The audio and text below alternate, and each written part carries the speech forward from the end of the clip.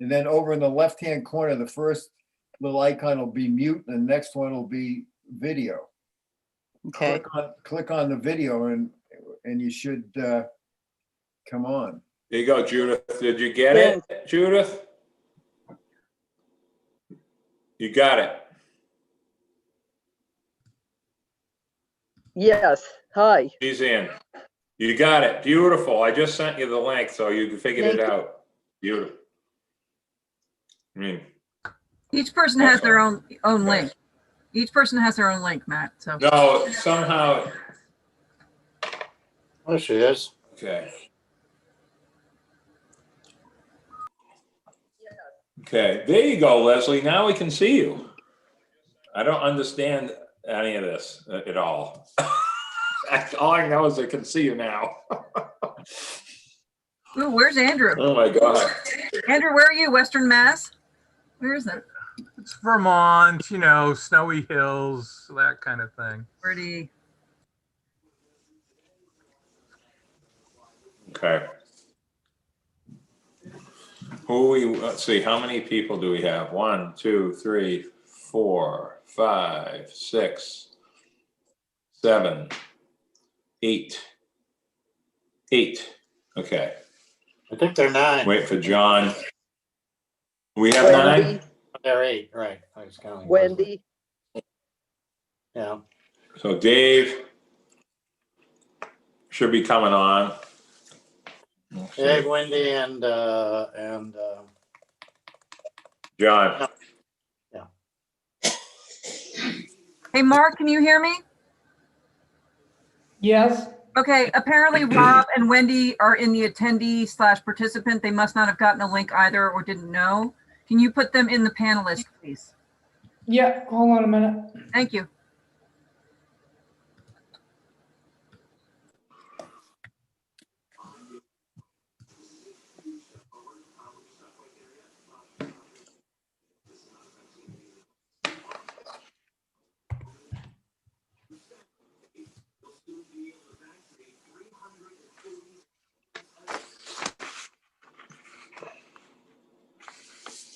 I don't see Rob on yet.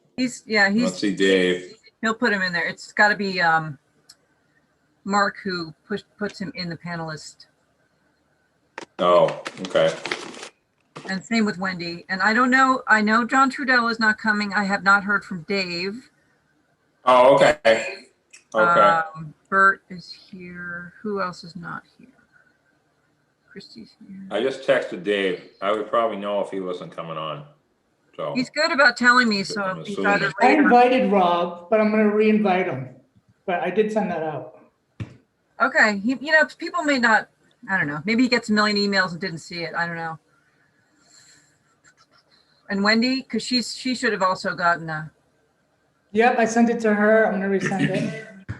This is the first time for a webinar for some of the MPVC members, so they may not be familiar with that secondary link. It should be in their inbox now. I just press click to join and it works. And I'm definitely in the lower category of cyber intelligence. I can tell you that. So that's amazing that I can do it. And Mark, can you deactivate the chat? We don't want a chat bar. I'm sorry if I didn't make that clear. My bad. For YouTube or Zoom? For the Zoom, do not want a chat bar. Okay, let me see what I can do. Thank you. There's Wendy. We just need Rob. Here I am. Sorry, I was listening to you talk about me. Okay. Well, Rob? I've disabled it that no one can communicate with each other on chat. Thank you. Rob, if you can hear us, you should be looking in your inbox for a more recent email that says join. It's not the same thing that I sent. It would have come from the town of Nantucket. You probably know this. It's for webinars. And it'll say join from a PC, blah, blah. Click here to join. So if you can do that. Because you're the first to present, so we need you on the screen. I don't know if he's listening.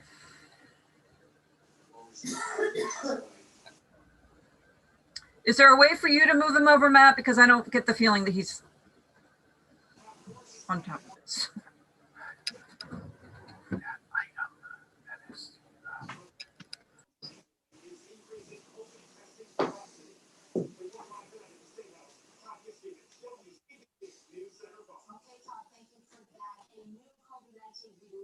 I just want to make sure What? everything's all set before.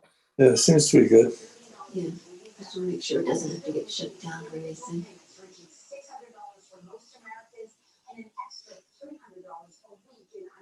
Dave will be coming on in a few.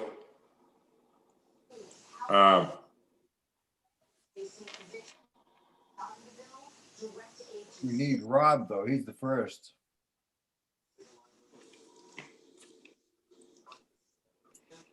Okay. Is Rob on now?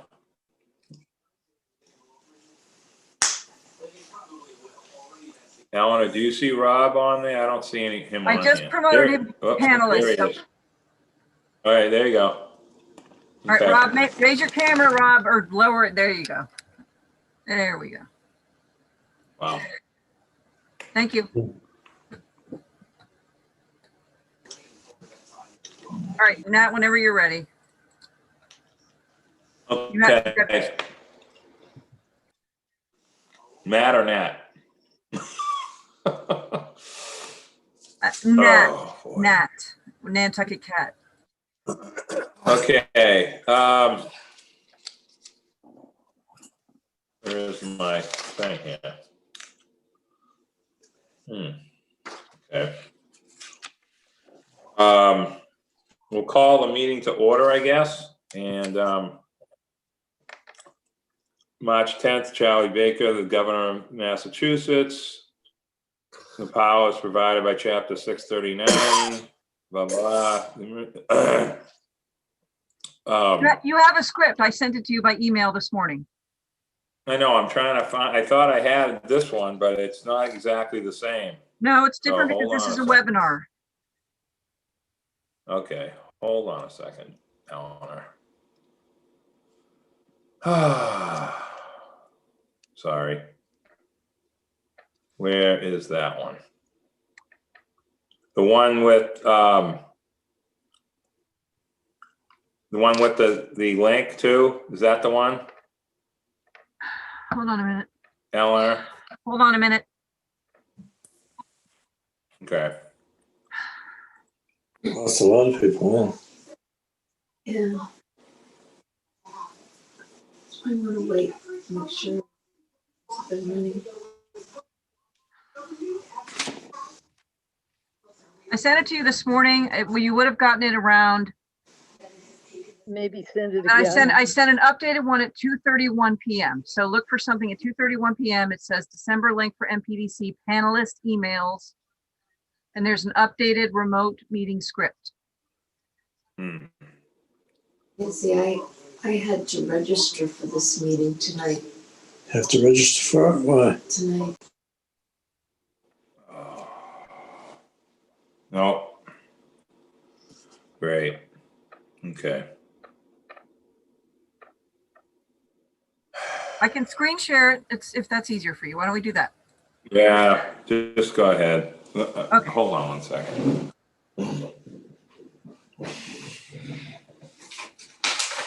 All right, can you see it? Yeah. Okay. Okay. Thank you. Sorry everyone about that. We in that, so I just read this top part, Eleanor? You have to read the whole thing. Okay, so new public participation guidelines. We are now using Zoom webinar for meetings, which allows for the public to participate in the meeting as an attendee. Attendees must register to participate. The registration link is unique to the meeting. The registration link can be found in the description of the Nantucket Government TV YouTube live feed for the meeting. People registering to be an attendee must use their names, otherwise they will not be allowed to participate in discussion. Attendees will join in listening mode, but they can click to raise the hand button if they wish to speak. The chair will call on those who have raised their hands in order that they were raised. The YouTube chat will no longer be enabled. All questions should be directed through the chair. As preliminary matter, this is Nat Lowell, Chair of the Planning and Economic Development Commission. Permit me to confirm that all members and persons anticipated on the agenda are present and can hear me.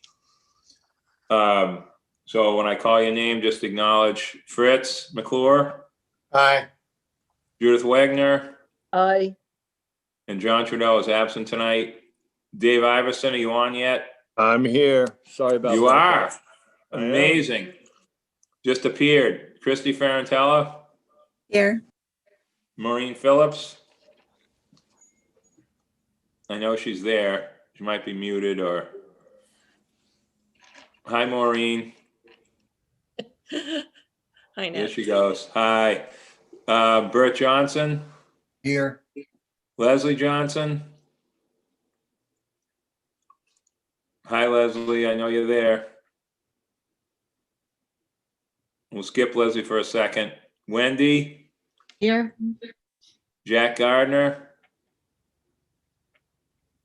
Is Jack. muted. Yeah, Jack, you got to unmute. Jack, where are you?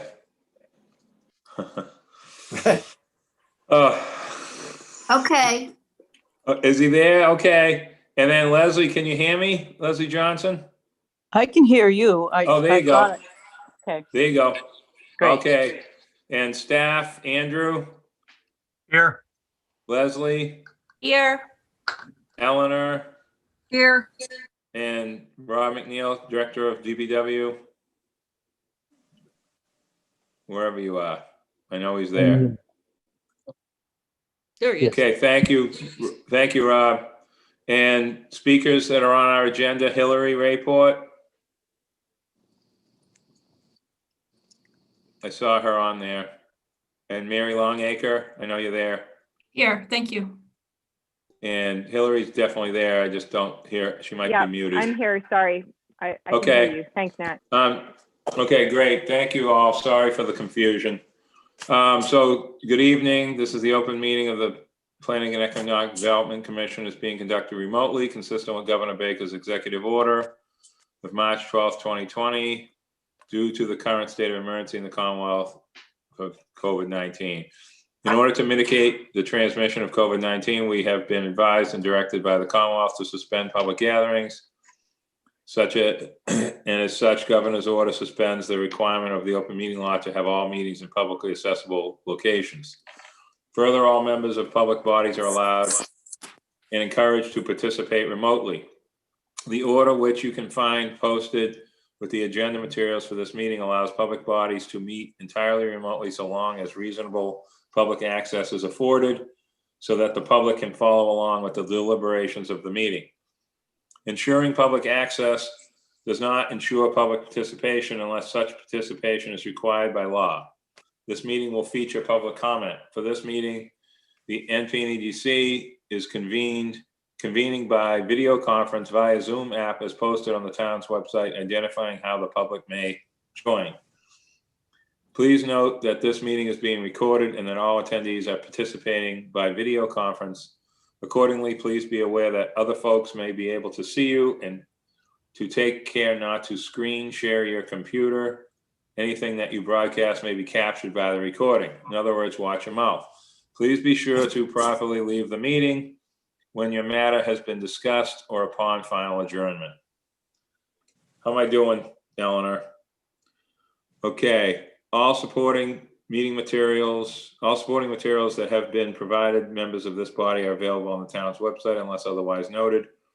The public is encouraged to follow along using the posted agenda unless either chair note otherwise. We are now turning to the first item on the agenda. Before you do so, permit me to cover some ground rules. Either chair will introduce each speaker on the agenda. After they conclude their remarks, the chair will go down the list. Please remember to mute your phone or computer when you are not speaking. For any response, please wait until the chair yields the floor to you to state your name before speaking. So everyone just, if you see somebody that I don't see, just give me a yell, okay? And everything will be a roll call vote. So with that said, Eleanor, thank you for that, sharing me make that work for me, okay? Okay, whoops. Oh, hold on. Nat, All right, everyone. do you need a motion to approve the agenda? Yeah, I'll accept the motion to approve. Oh, we have one change. Sorry about that, Judith. Where is it? Where am I looking here? I guess we've already taken it off already. So the item with Lauren Sinatra is going to be continued till January for everyone's. Yeah, I took that off. I amended the agenda. Yeah, I'm sorry. I didn't catch that in the new one, Eleanor. So thank you. Yes, I'll accept the motion to approve the agenda. Move to So moved. approve the agenda. Second, Second, All those in favor by roll call? Bert Johnson? Who made that motion? I didn't see. Fritz. Judith. Thank you. Judith, did you make the motion? Yeah, but Or was I it think Fritz? Fritz did. I seconded it. Okay, all right, so Fritz made the motion, Eleanor, and Bert seconded. So, so Bert, by roll call, Aye. just, yeah, Jack? He's muted. Okay, Christie, Aye. Judith, Aye. Fritz, Was it Fritz? Maureen, yeah, Oh, yep, Fritz. He's saying aye, I can see it. Maureen, Aye. Leslie, Aye. Dave, Aye. Dave, Wendy, Aye. Aye. and chair votes aye. Thank you, And Judith, Jack for is that. now unmuted, by the way. Yeah. Thank you, Jack, very much. Jack's Good. daughter for helping. You're welcome. Okay, so, so the approval of the minutes of October 19th, does anyone have any questions? Errors, omissions, etc.? If not, I'll accept the motion to approve. Motion to approve. Second. Thank you. Christie seconded, Eleanor. All those in favor? Bert? Aye. Jack? Aye. Christie? Aye. Judith? Aye. Fritz? aye. Maureen? Aye. Leslie? Aye. Dave? Aye. Wendy? Aye. And chair votes aye. Thank you. Okay, public comment. If anyone has anything that's not on the agenda, otherwise I'll take public comment for items on the agenda as they come up. So does anyone have anything? Oh, otherwise we'll move to Rob's item and Andrew. If that's acceptable. Rob, are you there? There you are.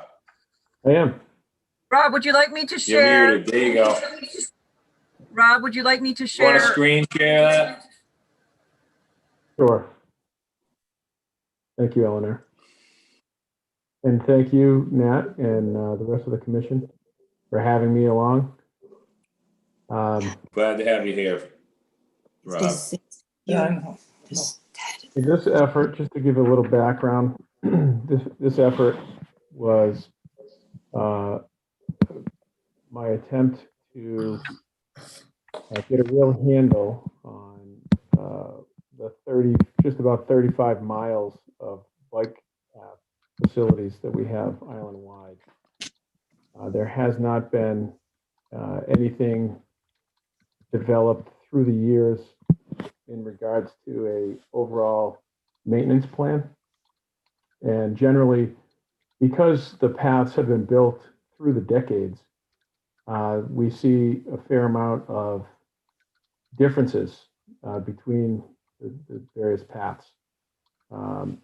So we wanted to get a handle on the state of the paths, particularly the condition of the pavement along the paths, but also take a look at things like pavement markings, signage, the standard widths, and those sort of things out there.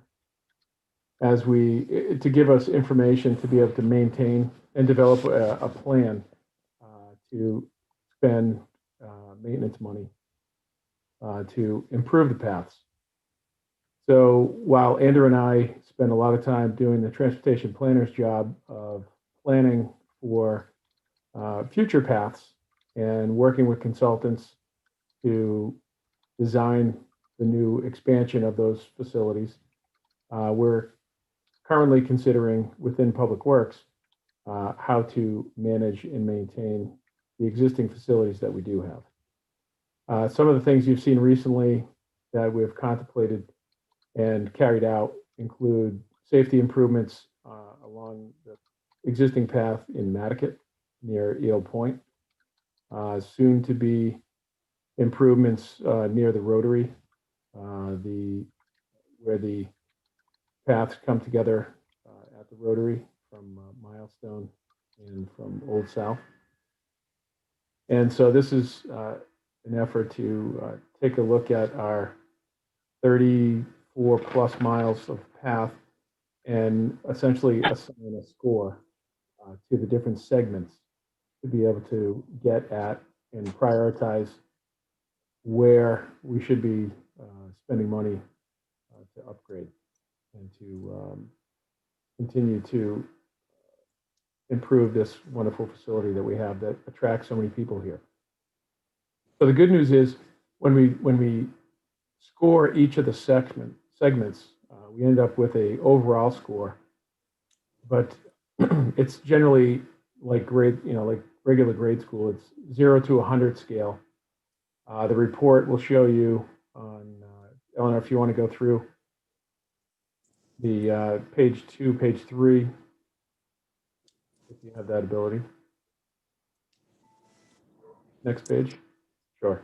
So the beauty is that the overall score we are at right now is 89. It's over 89. And that's for the entire network of just under 35 miles. To get a brief overview, we're looking at the pie chart to the left. Only about 2% of the entire network is in a category called full depth reconstruction, where the conditions are pretty severe and they need to be corrected by basically reclamation of the pavement. We have the 26% that are in a basically a no maintenance or deferred maintenance category. That's the best condition. And then finally, the remainder of the 72%, which is in the routine maintenance. And that could vary from minor potholes to cracks that need to be sealed. And so the color corresponds to the map to ultimately come together to identify areas that need to be considered for maintenance. This is the first time the town has taken on this kind of level of effort to assess its bike path network. I'm excited to bring this to bear. It's the first time that this technology has been used for bike path network. And it's a consultant that we've used in the past to do our roadway network, but not bike path before. So they were excited as well to be able to share with us this first opportunity and to develop what I would call a benchmark that identifies where we are in 2020 with regard to our bike network. So it's a helpful tool for me as I look to develop budgets for capital planning. If you go to the next slide, Eleanor.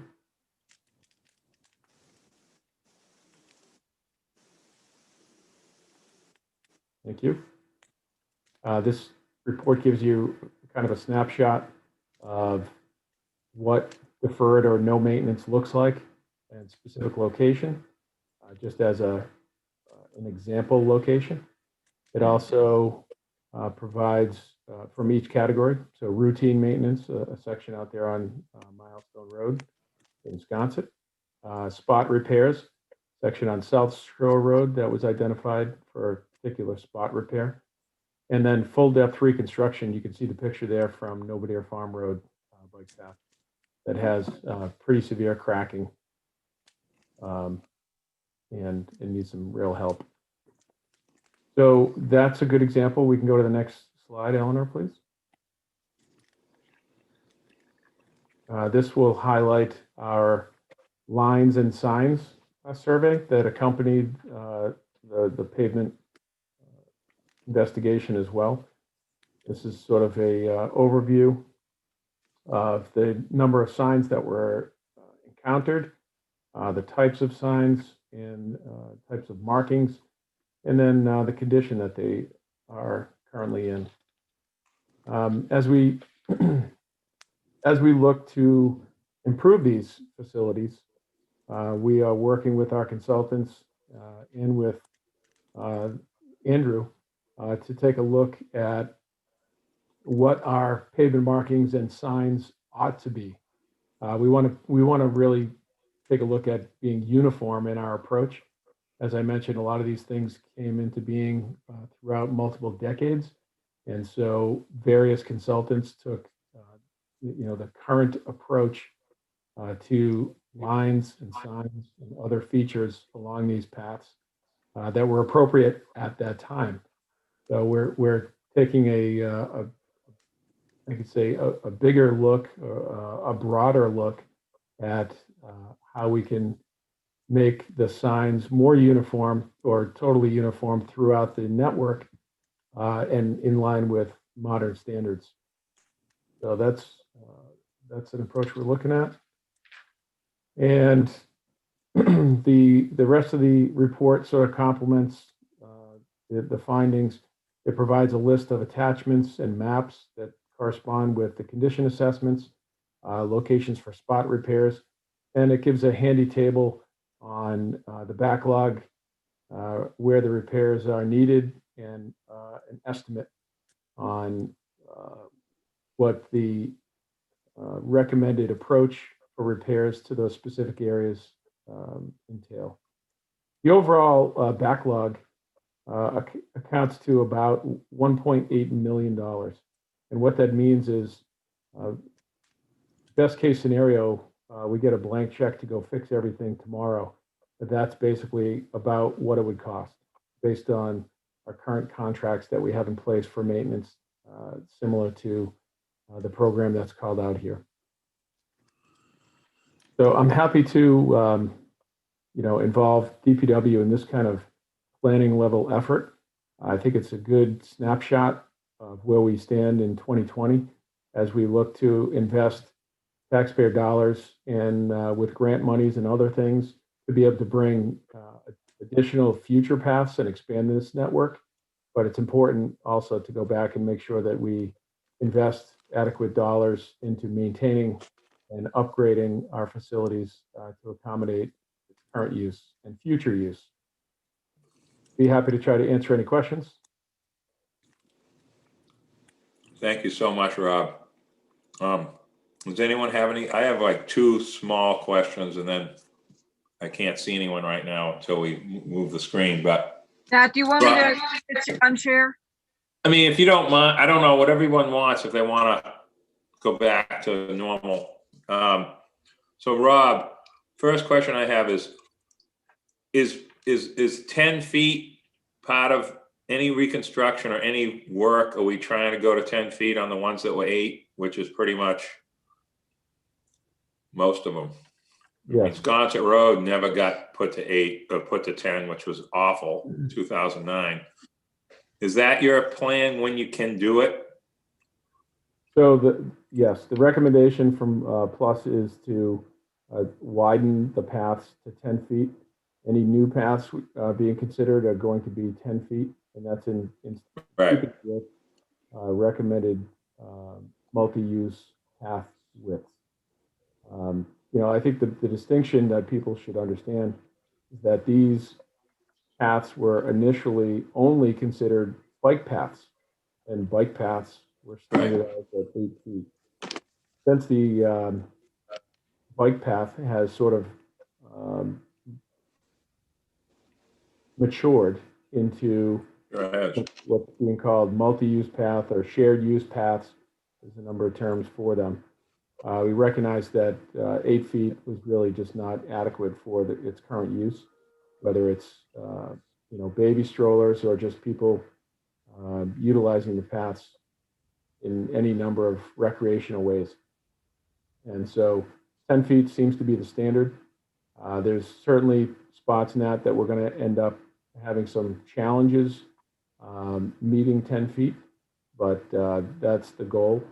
And that's ultimately, if we're looking to upgrade particular areas, we'll be looking to widen to 10 feet. And then the first 10-foot path was that little Eel Point one, Rob, believe it or not, when Beth was the transportation planner. That was a long time ago.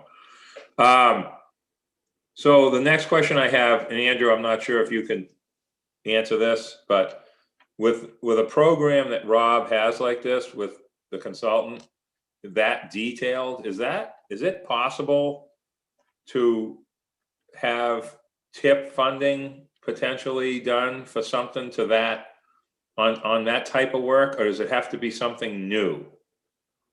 It's sort of an interim thing with this program being that detailed. Well, generally the full reconstruction are potential.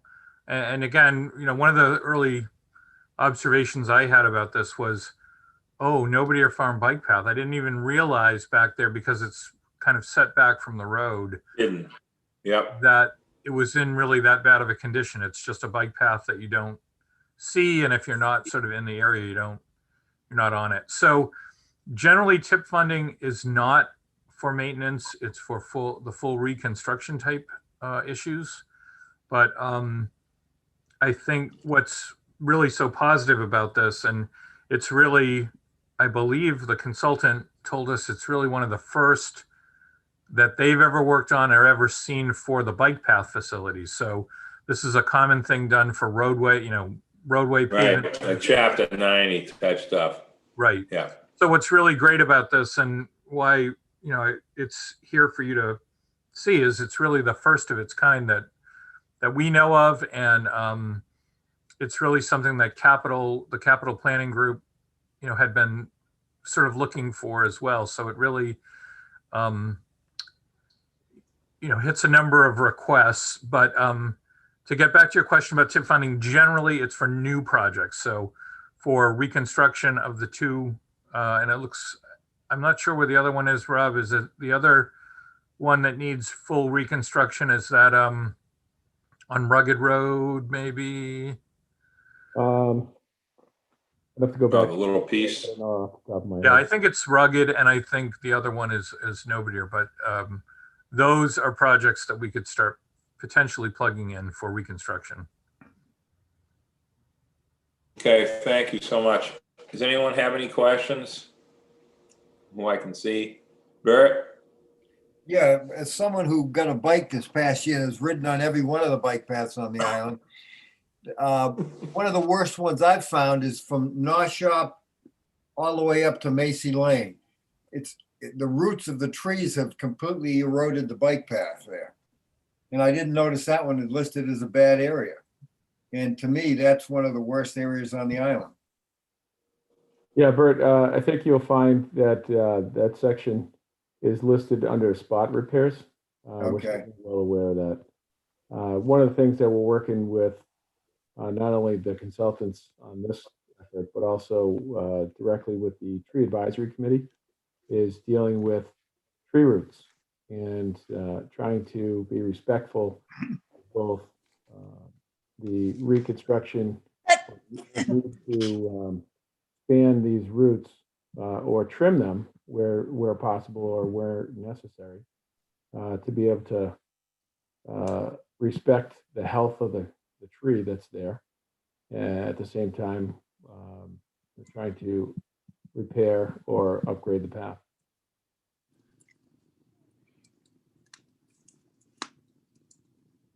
Does anyone else have anything? Judith? I wonder, Rob, if you could say anything further about the signs as you envision them being uniform. I know we've had input from the pedestrian and bicycle advisory committee on issues about which direction stops on bike paths should face and how many and everything like that. And I'm just curious, I can imagine a similar map to what you have here that shows signage, and maybe you've got that and that's part of your overall plan as well. But I just wonder if you had any commentary on the sign issues that have been on the table for a while now. Thank you. Thank you, Judith.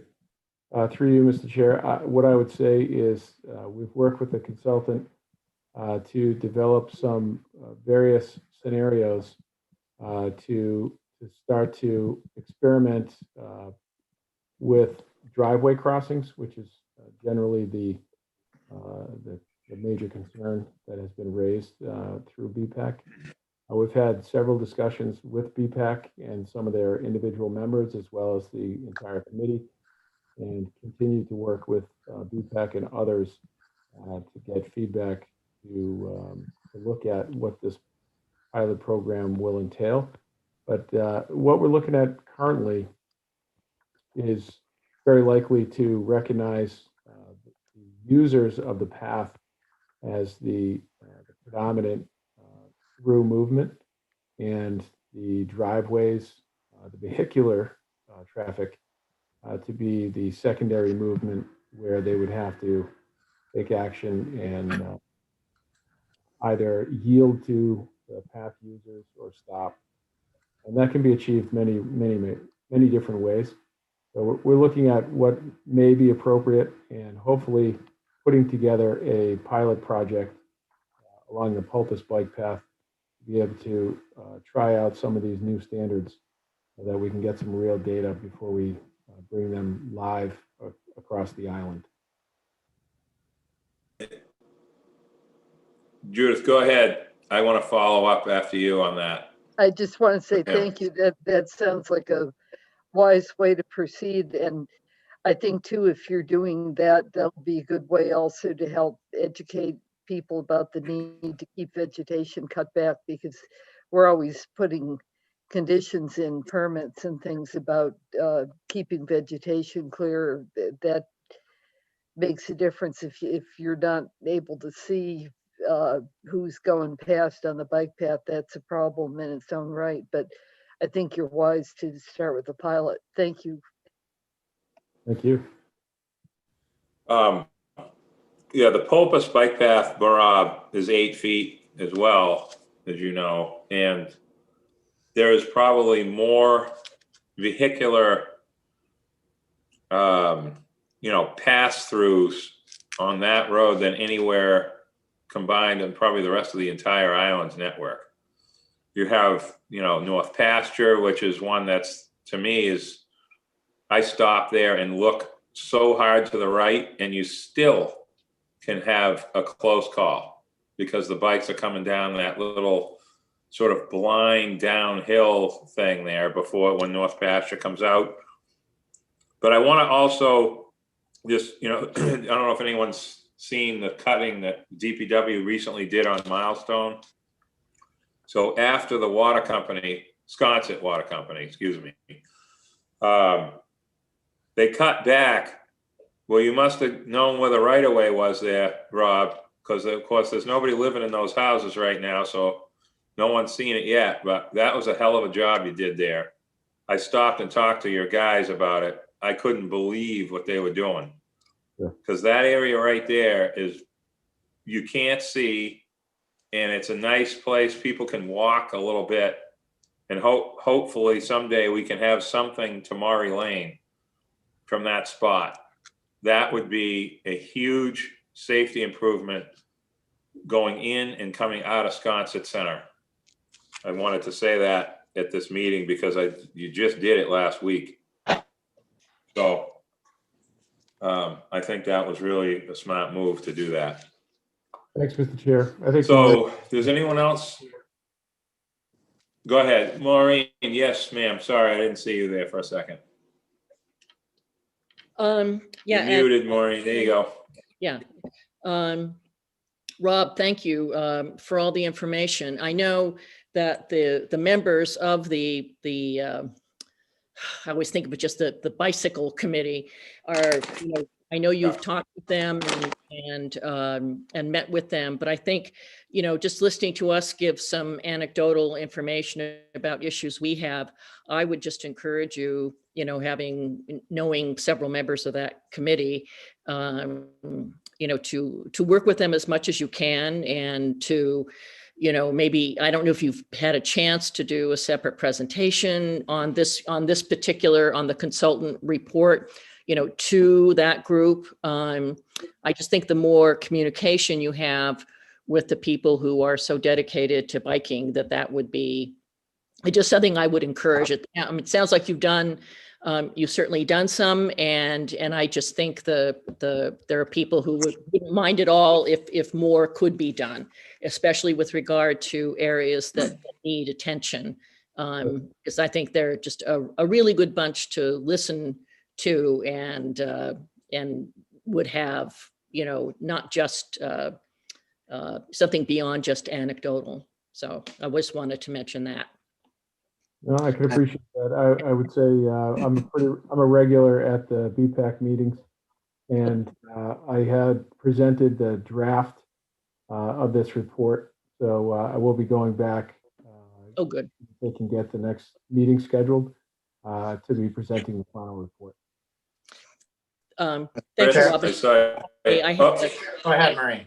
I just wanted to mention one other thing is I know we're always using asphalt for these, and I assume that's well, I don't know why, I guess that's the typical thing. It's probably the best wearing, but I'm wondering, has there ever been any thought given to using a less impervious surface, especially where the bike paths are close to bodies of water, like the Nantucket bike path, for instance. I don't know if there's been any discussions about surface choices or anything else. So I was just, if you know anything about that, that would be great. Otherwise, it's something I think we should look at to be more sensitive to where the paths are and not just, I think it would be better if we could have something less pervious next to bodies of water. Well, I would say we've just recently modified the bike path in Nantucket, and we will be grading in some water quality swales, a little rain garden type feature with an eye towards water quality. And Great. that's something that we're working together with the land bank on. Oh, terrific. I would hesitate to put something other than an asphalt surface near a water body that was not impervious simply because of erosion.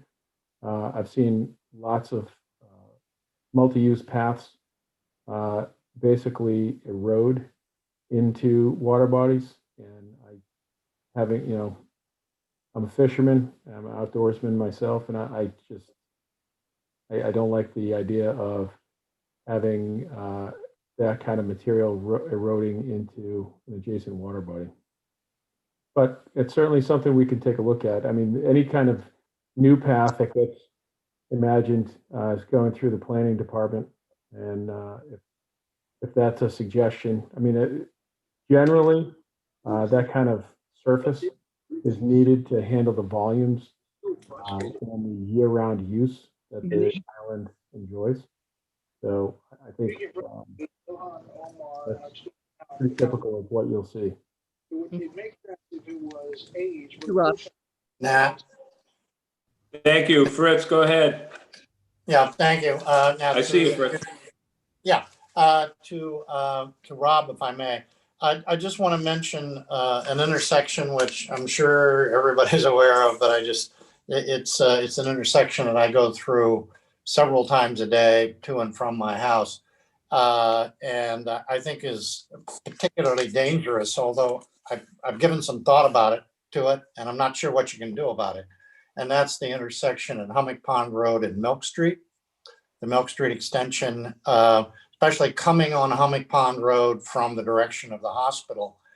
And when you come to that intersection, you really have to cross what would be the bike path, or certainly intersect the bike path to be able to see the cars coming down Milk Street from the right. And you have to be very careful. But you kind of stop and then you ease forward slowly, trying to keep an eye on the bike path and the cars both.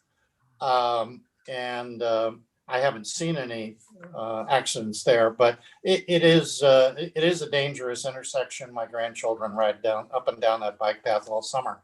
Like I say, I'm not sure what can be done, but I just mention it because I think it is problematic. So. No, I totally hear you, Fritz. Through you, Mr. Chair. What I would say is we're constantly looking at improving safety at all of our facilities. This one specific intersection I'm familiar with, it was brought to my attention by one of the neighbors that there was a concern. And we went down last spring, just prior to the pavement line painting contract coming to bear across the island. And we actually took time to improve the crosswalk there. We extended the crosswalk further out from Hummock Pond out out into sort of so you could see it much more clearly coming down the hill on Milk Street as you approach the intersection. As you know, the stop sign for the bike path is sort of tucked almost around the corner there because there's really no place to put it until you get way down near the intersection. So I think what was happening, or has people have the ability to do on bikes, is to pick up a decent head of steam, and before they realize they're coming into an intersection, they don't see that crosswalk and they don't see the stop sign until they get quite a head of steam built up. So we tried to improve upon that by extending the crosswalk further out into Hummock Pond so you can actually see it from hundreds of feet back now. So we extended that probably about 3 feet, 3.5 feet, and made a pretty good difference there. We continue to improve these things. We continue to look at them, and it's getting input from people that use it, like yourself, that go a long way to help us do that.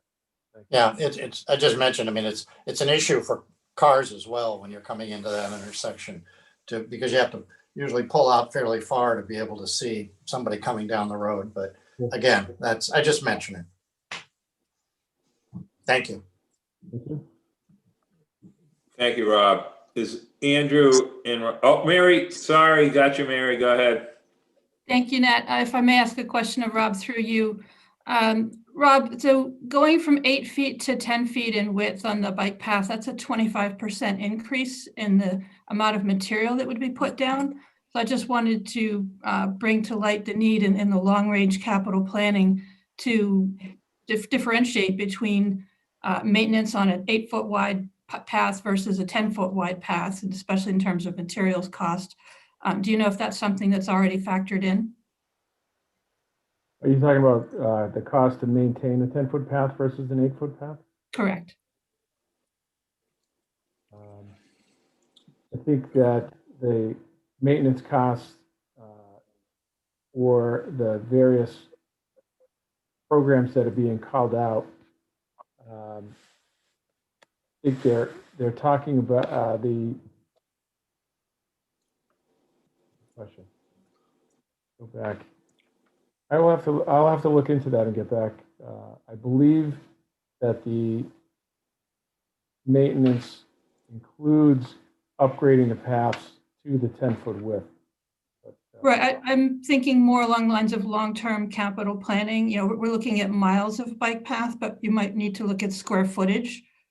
You know, if you're forecasting 10 years down the road, a maintenance program for an 8-foot wide path, but in the meantime, it's now a 10-foot wide path, the budget will be short. Well, the one thing I would say, Mary, is bike path maintenance is significantly less costly long-term compared to roadway maintenance. The degradation of the path is significantly less subject to vehicle traffic.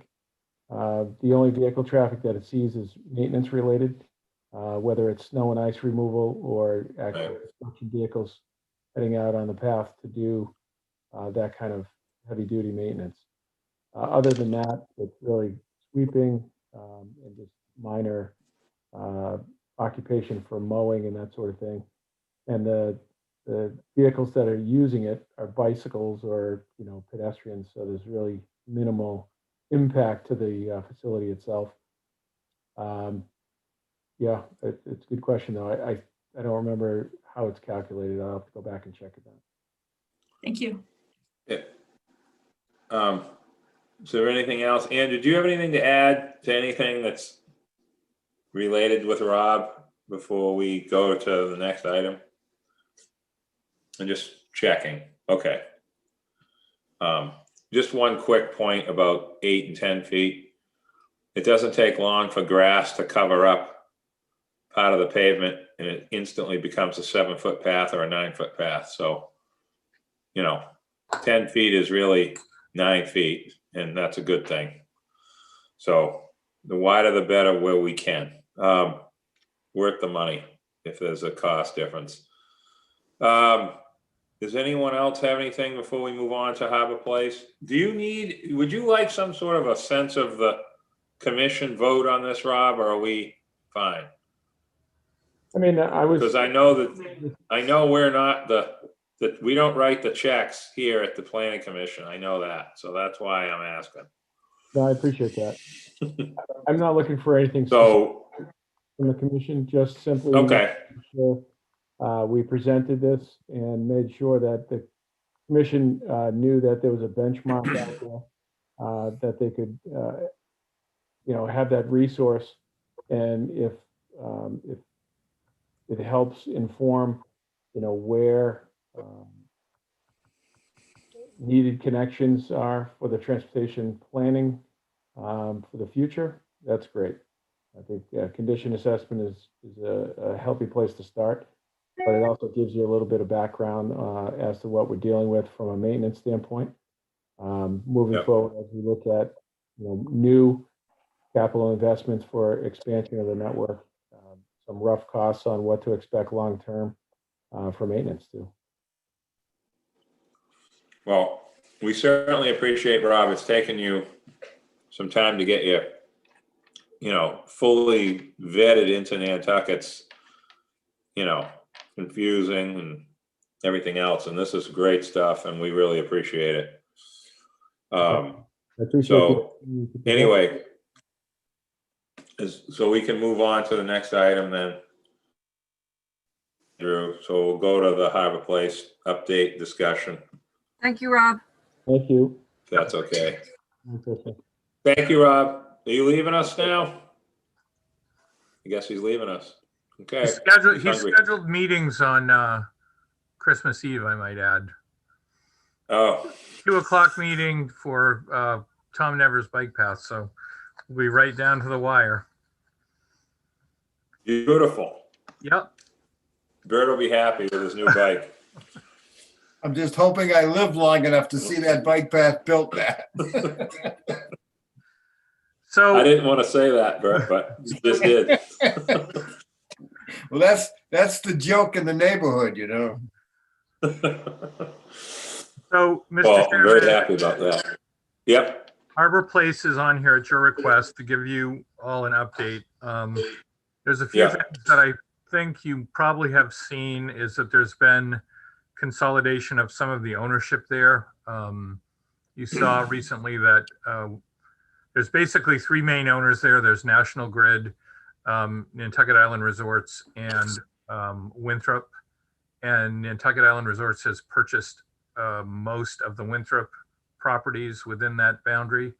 There still remains the tank farm site under Winthrop ownership, and it's, we're waiting to see what other developments might happen around that. The town administration, I know, intends to send out formal requests for written comments from the permitting agencies, so HTC, Conservation Commission, and Planning Board, looking for a written report similar to what the Historical Commission has already submitted. So again, this wouldn't be specific items, but general goals, general I guess observations about what they would like to see happening in the area. Weston and Sampson is the town's consultant on this project. There's already been a pretty detailed report about utilities, what kind of utility upgrades and other things that would have to happen in the area. Have you all had a chance? I know Hillary's on. Did you have a chance to review? Yep. Because read the whole thing. Yeah, she put a lot of great information in one place, which I think is helpful. And again, similar requests will be going out from town administration at some point beginning in January. So one thing that's, definitely timing was a little tight before, but I think, as you all know, town meeting is being shifted out to till June. So there's going to be, additional time to review some of the issues about zoning, some of the types of restrictions and deadlines that might be included in a developer's agreement. And so there's a lot more to come on this particular subject, but that's the update as of now. Andrew, thank you for that. And Hillary, I read that report. It was really well done. The explanation about the residential, the historic buildings downtown versus down there. And I'm sure that you've looked at all the aerials from when we looked like something more along the line of New Jersey down there, Bayonne area. But it was well done, and appreciate your efforts there doing that.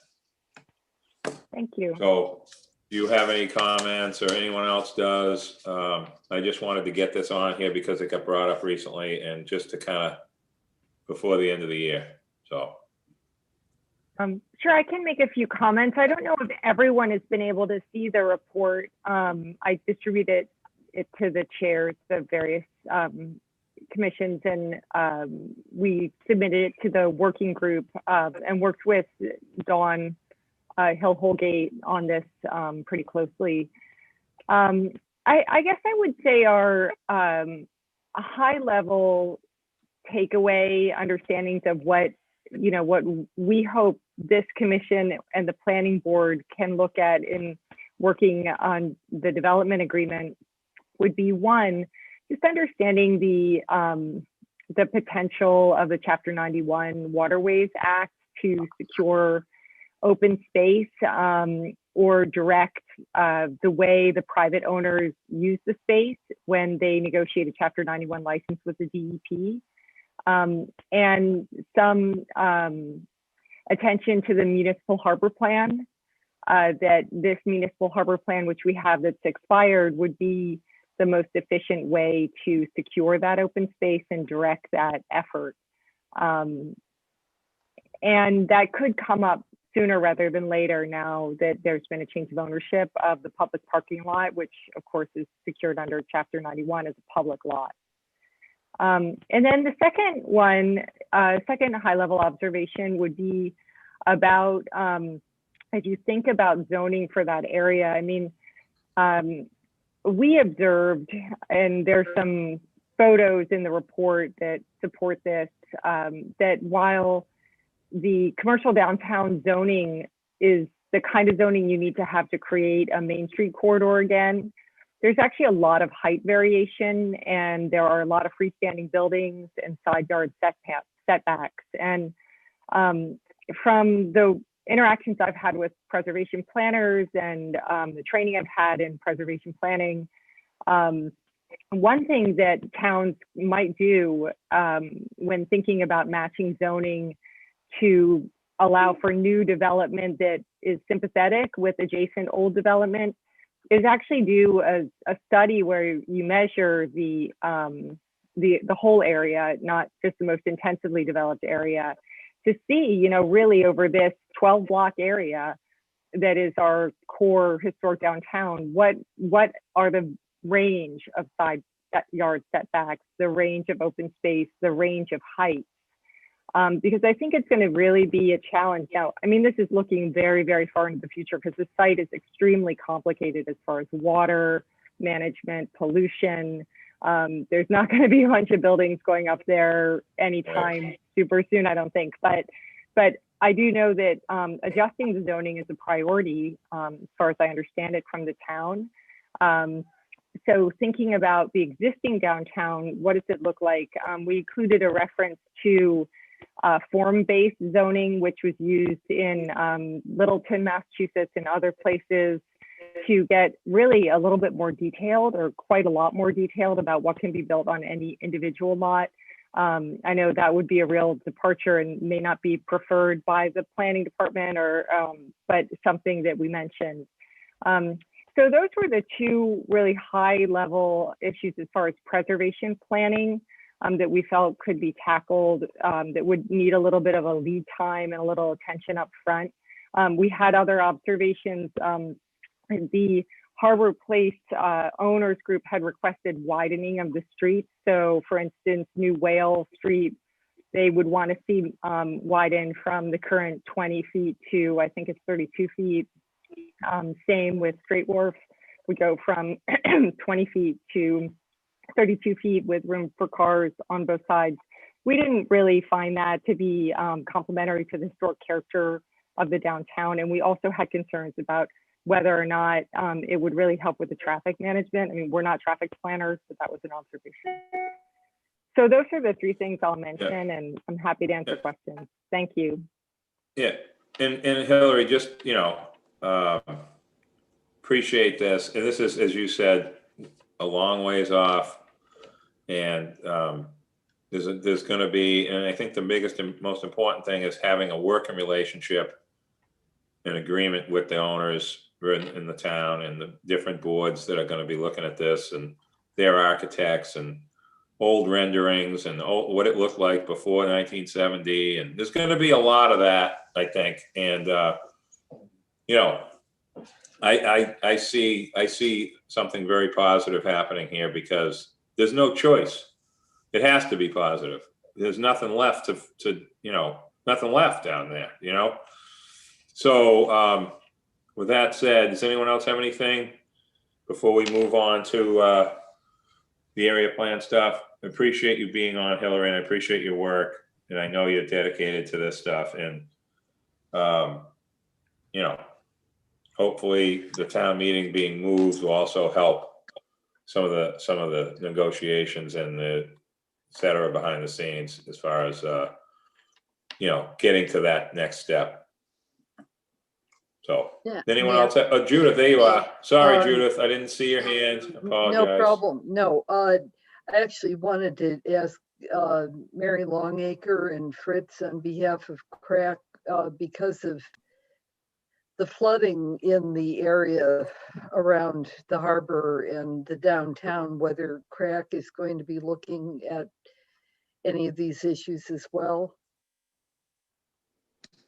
I'll go ahead if I may, Mary Longacre. So one of the things that I've said when Hillary asked for input on this report was that water management has got to be a key feature of anything that happens on this site.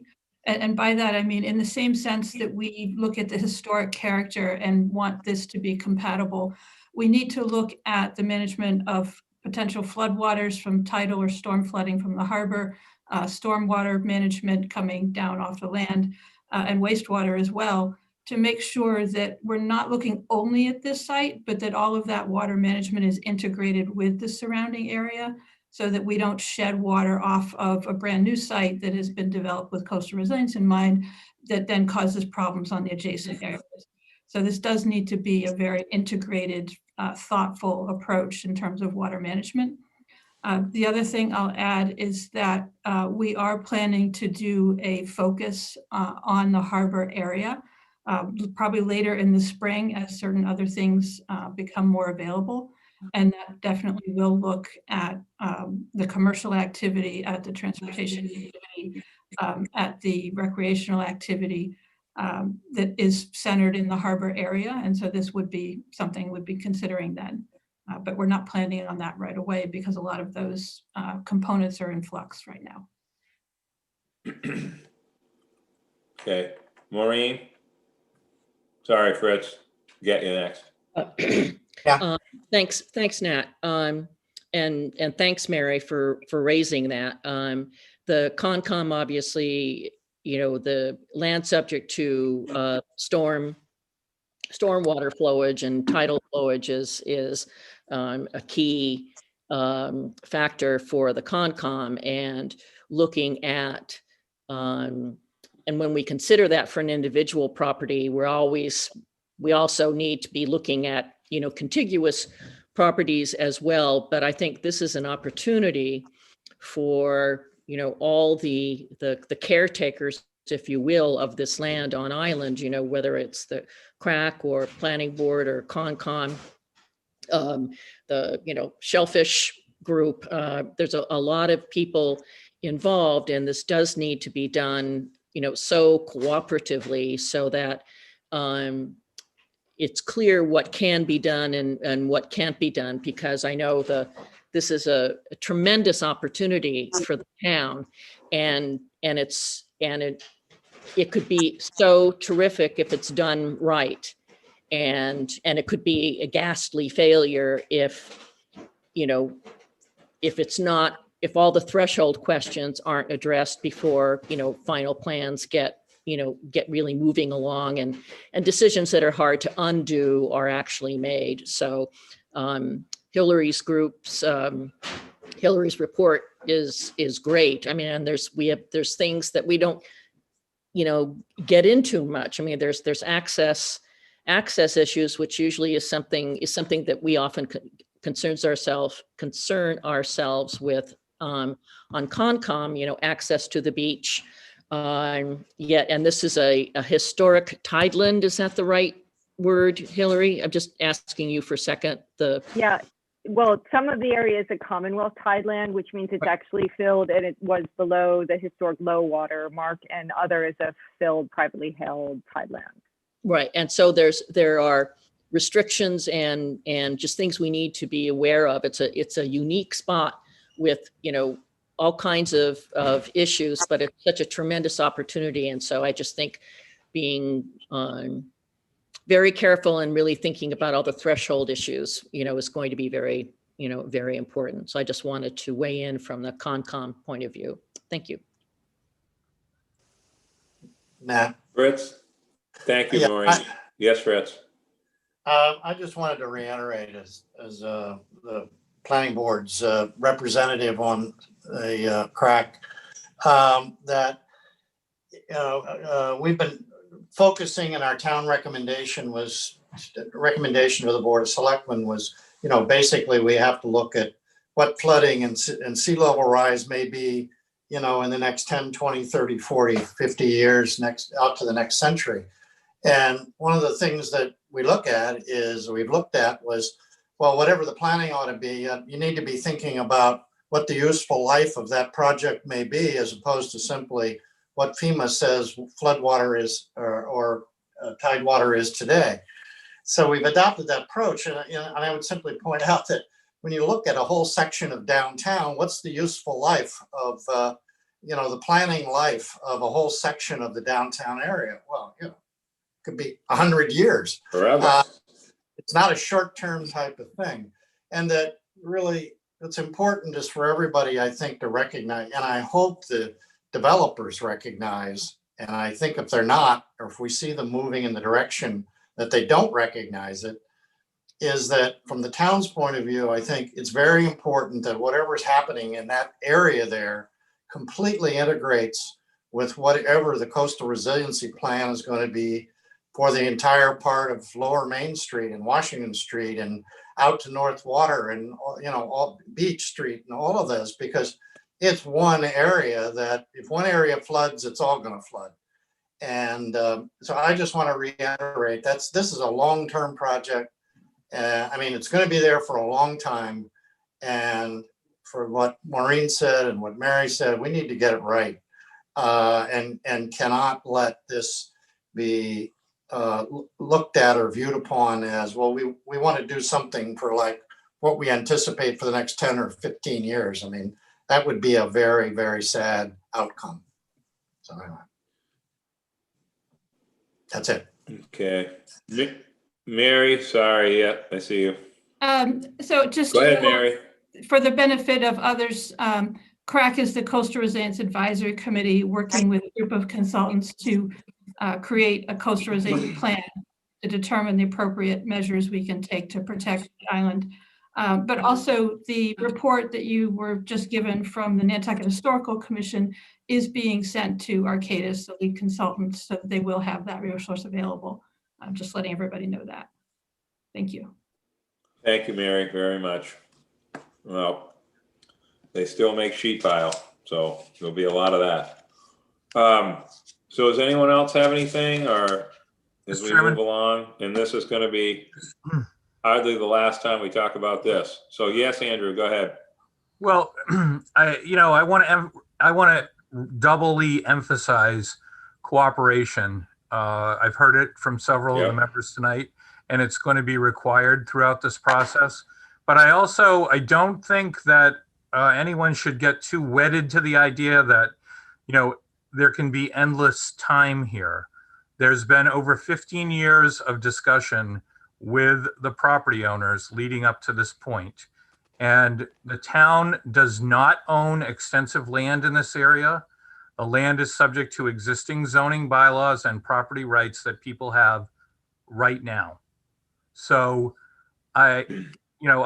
we do have some extra time, and we should be working together to have a good outcome here, but nobody should think that there isn't other outcomes. The town was presented with an A&R plan in the past that basically we really have no choice but to sign. And the result of that would not really be very good. So more to come on this, but again, I'm a little concerned with people thinking that there's endless time and there's going to be required actions, or this will just not be available again. And Andrews, I know what you're talking about. You're talking about, the first step, the zoning change, and the negotiations and the relationship, really begins with that. Because the existing zoning is by right. And as I said at the beginning, Mr. Chairman, all the organizations that already have spoken are going to receive from town administration, request to get their input early in this process right now. Okay. So thank you. Yeah, no problem, Andrew. Thank you. 15 years ago seems like 100 to me, as far as this goes. Mr. Chair. So, okay. Mr. Chair. Yes, Hillary. Mr. Chair, I just have one follow-up question, last question for you and for Andrew.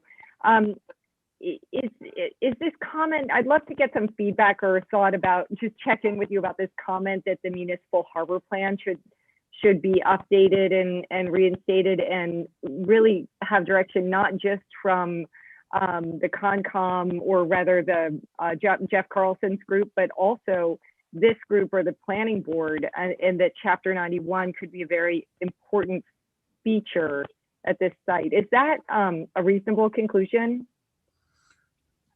Yes, it is. I mean, the harbor plan is scheduled to be updated. It's, as far as I know, it's happening. And we typically do have input, or we do have a role to come up with a zoning bylaw like we did the last time. So Yeah. yes, Chapter 91, Hillary, is discussed extensively. The consultants that we have are well aware of that. But again, that doesn't mean that things can't happen. Much of our downtown is built on filled Chapter 91 tidelands. There's land court cases about that. So we have a lot of knowledge about that. It was very helpful for you to put that. A lot of people couldn't seem to put their hands on that particular document, so it was helpful to have it. But there are nuances in Chapter 91 that are very specific. So, Andrew, can I just ask you a historic question? Was the harbor plan that was done? I know it was done before the FEMA map, but has there been any rewrite since the FEMA map, or was it before it? I'm talking about the flood FEMA. It is before, isn't it? It's before, and there's actually some changes that happened to Chapter 91 after it, for example. So the before, and again, this is how regulations, their applications can change, but the prior Chapter 91 held intervening streets as the limit, and now basically they look more at the historical tideland boundary. And the historic tideland boundary does go right through much of the site, no question. But again, it goes through, there's all kinds of, all of Straight Wharf, all of Commercial Wharf, all of Easy Street, much of Brant Point, that's all built on filled tidelands. Yeah, that was a beach. They used to dump coal for making gas right at the Angles Club. That wasn't that long ago, to be honest. If you look at the 20s and 30s. The permits, there's it's very interesting. Hillary, you might want to take a look at some of them sometime. They're in the Registry of Deeds, the various permits that were used to fill in the harbor. And I mean, the fill of choice was garbage. So anyway, there's all kinds of areas. There's a Harbor Coastal Commission that started operating in the late 1890s, and there's very detailed discussions about areas of the harbor that were gradually filled in. So anyway, maybe we can, when this comes up about anything relevant, we put agenda, February or whatever the right thing is. There definitely is going to be more sort of conversation going, so it doesn't end now. Right. National Grid, as the owner, I'm sure there is. So, right, they've contacted the town. They intend to dispose of that property. And again, the town doesn't own it. The town could. There's all kinds of ways we could have more of a presence there. But right now, I don't hear that coming up very often. Oh boy. Now what?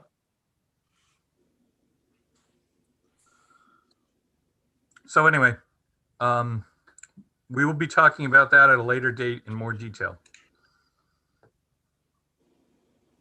Okay.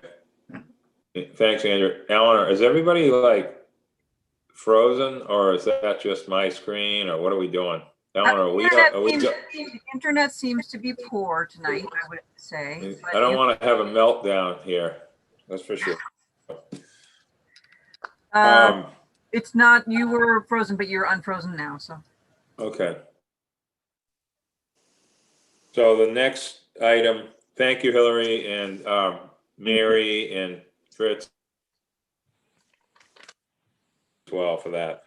The next item is to discuss, just to go through the existing area plans and some ideas of some new ones. So, Mr. Chairman, this is just to give you. Are you there, or are you in Vermont? I'm here. So anyway, I'm going to show you the screenshot. This is the draft map of the in-town. There we go. Can everyone see that? Boundaries. Yep. Yep. Now, unfortunately, You one of the fixed- problems with COVID is that Nathan, our GIS guy, isn't here. So we have a few little areas where, as you can see, there's sort of a outlier area down by Stone Alley. And I have to meet with Lee and discuss some of the edges along New Lane. So I'm not quite finished with this. So this is going to go over into January. So I look forward to January for a final adoption of this map. But anyway, this is where we are as of now. And the Children's Beach thing is fixed, correct? Children's Beach and the conflict with Brant Point is fixed. I do think, we would include, when it comes to the question of the Lily Pond sub area, I think that is included within this boundary, and we would give some specific direction of some of the problems that are occurring there. Mainly that's about really a strategy for properties that surround it, and probably some level of investigation of the infrastructure that serves that area, mainly the drainage infrastructure, which has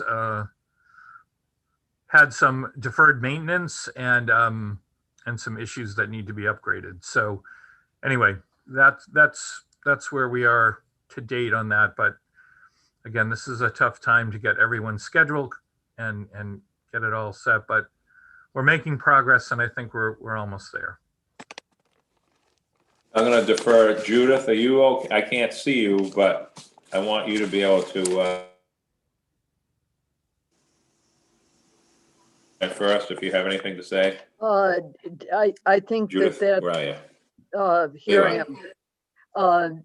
I Yep. think that is outstanding. I think we all understand how critical it is to know what the boundaries are, particularly given there's new players with the downtown area compared to in the past for residential population there. There's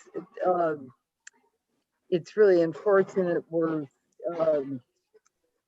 our resources are so constrained in terms of being able to have more personnel able to pick up on the actual work of the small area planning districts or regions that have pre-existed. But I think Andrew's got a good approach that he's spoken with the various citizens who have been involved with pre-existing plans, and that makes sense. We received, and I sent to Andrew and to you, Nat, the initial submission from Surfside folks that have been working in the meantime, and I think we're going to need, maybe if it's possible in January, to have a clear idea about what we can't take any more new small areas to start working on those, given that we're so constrained in terms of number of personnel and other things that we are obliged to do. But I think we need to forge ahead with what we can get done, and then use that as a template for some of the other areas that we've talked about that have not voluntarily come forward, or that likely need to be reviewed because of patterns that are out there that we're already aware of as a planning board. So I take it, Andrew, we also have to appoint somebody or somebody's from this group to review or work at some level on the different locales once we begin to get things in from them. But I think we're not ready to do that yet. Right, I see that more January, as well as we need to talk a little bit more about, the effort to populate the work group, that Right. what kind of outreach and what kind of maybe other characteristics are we looking for in the makeup of that group? And being sure that we're transparent and have a system in place that people can volunteer who are really not necessarily just the usual suspects, that are a broader population of folks who also have a stake in these areas.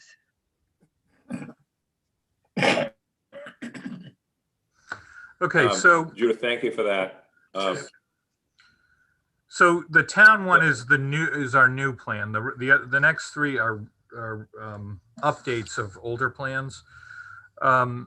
Nantucket, so I haven't had a lot of new communication with them. I know the last time, and Eleanor, correct me, we were talking about, there was a discussion about whether or not to include Fisher's Landing.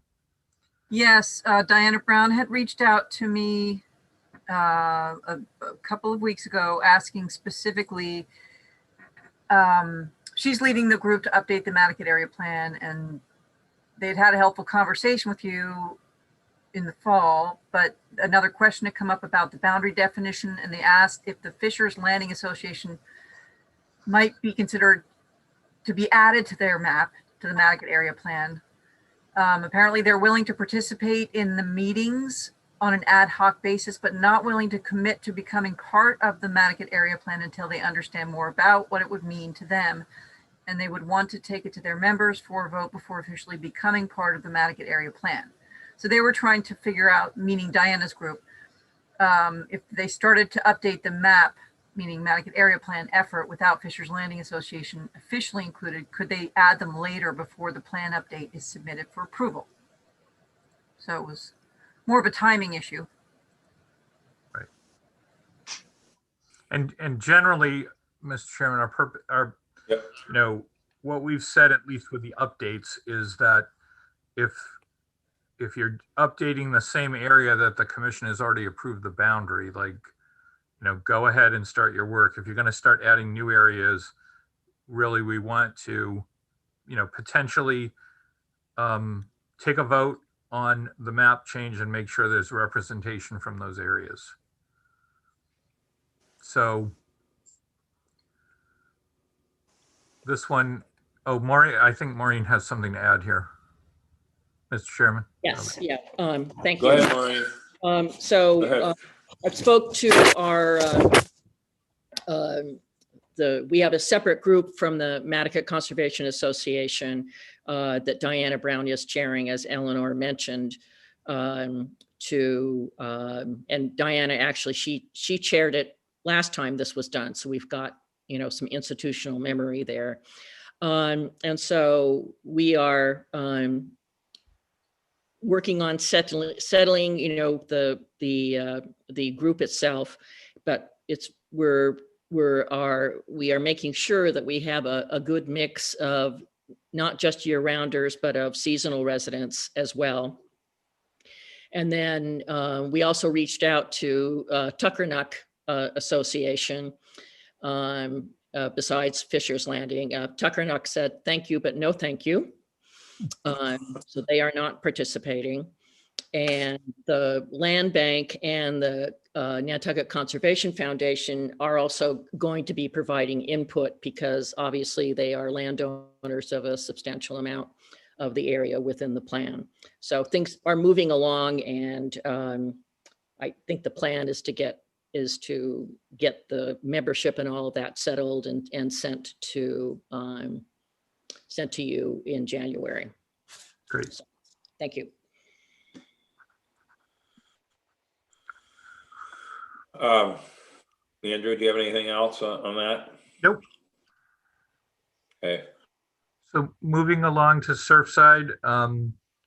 So we did. What? A couple of things. Just, you know, being the right-of-way committee comes up every once in a while for certain things due to the reversing of Eel Point Road, and because you can't go all the way through, so everybody's accessing the opposite end through there, you know, through there down Warren's Landing. So, you know, they have an integral role in, it's not necessarily Nantucket, but it's like a kind of I don't know what I would call it, like a quidnit of Nantucket, I guess, or something. And it's, so I think that there's some good points there that may fit into Fisher's Landing as part of this at some point in time. I'm just not sure exactly how it would fit, but as far as access and maintenance and keeping the road the way it is versus other things, those issues always come up. And so that would be my, thought about that Fisher's Landing component, which I don't believe was ever discussed 10 years ago. I don't remember that in the previous plan. Is that correct, Maureen? I don't believe it was.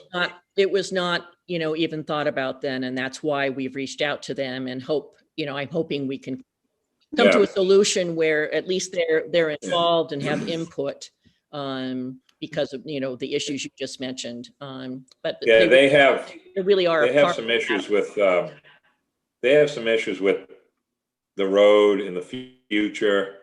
The main road. I'm not talking about the residential side. I'm talking just strictly about Fisher's Landing Road or Warren's Landing Road, whatever we're calling it. Warren's Landing. So that's really their concern out there. I know that, and how, future improvements, things like that, because of the development that's happened in that sort of loop down at the end and the access down there and so forth. So we've had a couple issues at planning board as well with some, the road in the wrong side and people's, the layout's not in the center and things like that. So there's a few things there that could pertain to Nantucket as far as that goes. Andrew, do you have anything else? Not on Nantucket, no. I just want to ask a question, Andrew. This is something Judith has brought up several times in this conversation with the area plans. With COVID, we, obviously never had to deal with this before. And how we participated in the past was kind of like in people's kitchens. I mean, that's really how this all happened. It was pretty easy. We just meet at somebody's house and meet again at somebody's house. Well, I don't think those days are still with us. It's needless to say. I don't know how you feel about Zoom, but I kind of think that once we get members, sort of identified and so forth, I don't, if somebody wants to do Zoom and that comes up, because it's inevitable, Judith, I think that will be brought up. I personally, I don't want to say I don't want to do it. I just think it would be better in the summertime with the people that live here, not year round, that be involved like it was before. I know there's some new people, but they're probably in the same, situation as the previous people were. They didn't live here in the dead of winter. That meeting in the summer is good and it's helpful and you get a lot of work done. And that's why I brought that up. I just don't think we should be going down the road of Zoom with the town and with all the confusion of setting these meetings up. So that would be my opinion. I don't know what yours is, but that's what I think at the moment, at least. I would say some of the reason to use Zoom is so we can get going, and that my impression from meeting numerous times with the Civic League is that they're pretty used to that at this point, and that by using Zoom, you can engage people who won't all be on island at the same time. I agree with you. I'm not particularly a fan of Zoom, and I know there's definite downsides to it. What I was imagining was if there were every 2 weeks a designated time slot for Zoom meetings, people could opt into it. You'd have to be able to have breakout sections. I mean, I know some of this from what people in the academy are having to do now with teaching online. And I think there's differences too, depending on the background and how many helpers they may have and how used to using that particular tool routinely in their work life, current or past, and that kind of thing. So it's not an easy question, but the problem is I can't say with any assurance that we won't still be under COVID constraints come summer, and that Well, if I we meant, wait, Judith, I meant you could be outside. That's all I was talking about. I wasn't, I think we're gonna be definitely under constraints. I was just talking about getting started, like outdoors type thing, or it was just a thought. I don't know how crowded the Zoom stuff is with the town, and when Erica runs out of space and meeting times, and I wasn't sure if that affects it or not. So that was my well, biggest I concern. understand that. I think we need to look into it. We also would need to have somebody on staff who could deal like Eleanor did tonight to be sure we actually Yeah. get people in and that kind of thing. So that's why it's losing positions makes it particularly difficult to try to do this on top of everything else. But I think I would say, Nat, we both have met with the Civic League members a lot over the last year and a half, and I think my sense is there's frustration to wait too long. So to Right. No, I agree. the degree that it's possible Yeah. to do some preliminary work and then augment that in the summer the way you suggest, I can see that may make sense, but maybe you and I and Andrew need to put our heads together on that and Yeah, figure out how I to agree. handle it. I would tone down my point a little bit. I wasn't saying it's like wrong or anything. It's hard to like think about all these different people being timed into Zooms of this. It's not the same as a formal, group like we are, or like planning and everything else. And I just was throwing that out there as just a thought, but you're right. I mean, people can do it. The off island people can do it easier.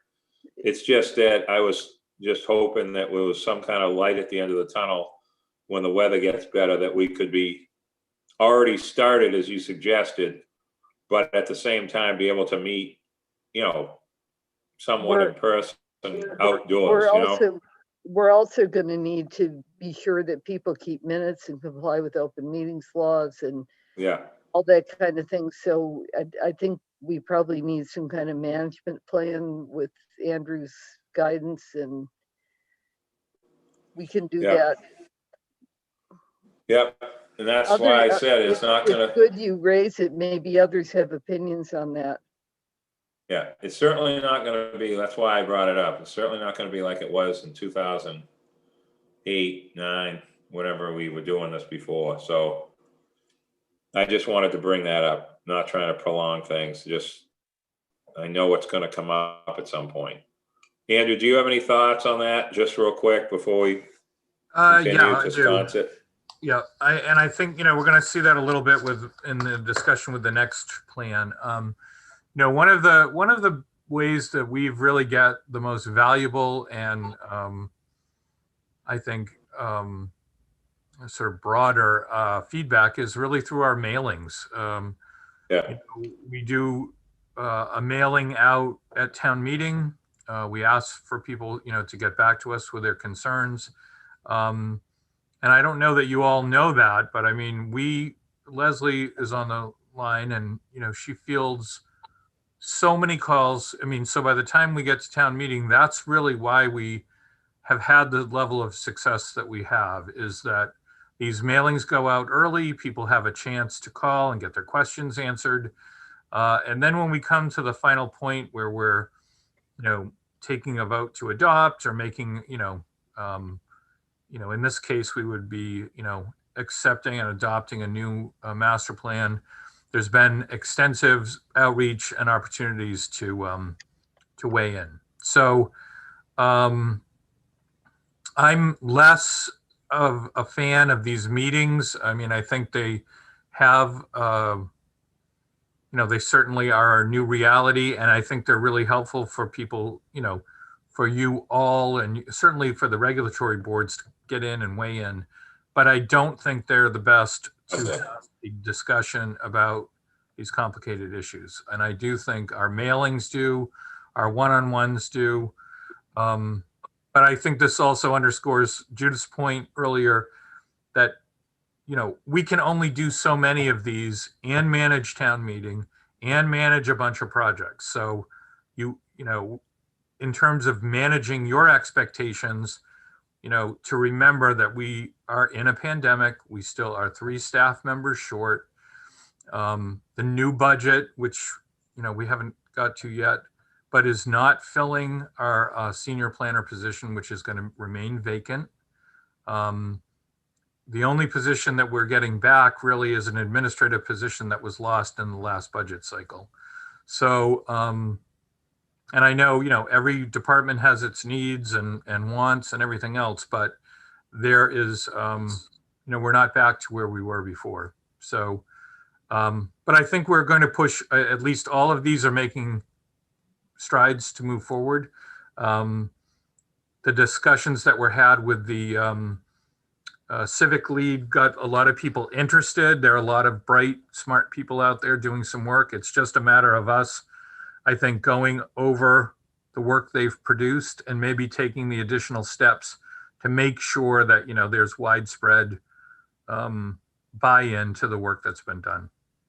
But we have ways to do that, and I think that's what we're going to be doing, you know, as we head into the early winter here. So, Andrew and Dan, if I could just make one more point, which is we're talking both about the master plan generally and about small area plans.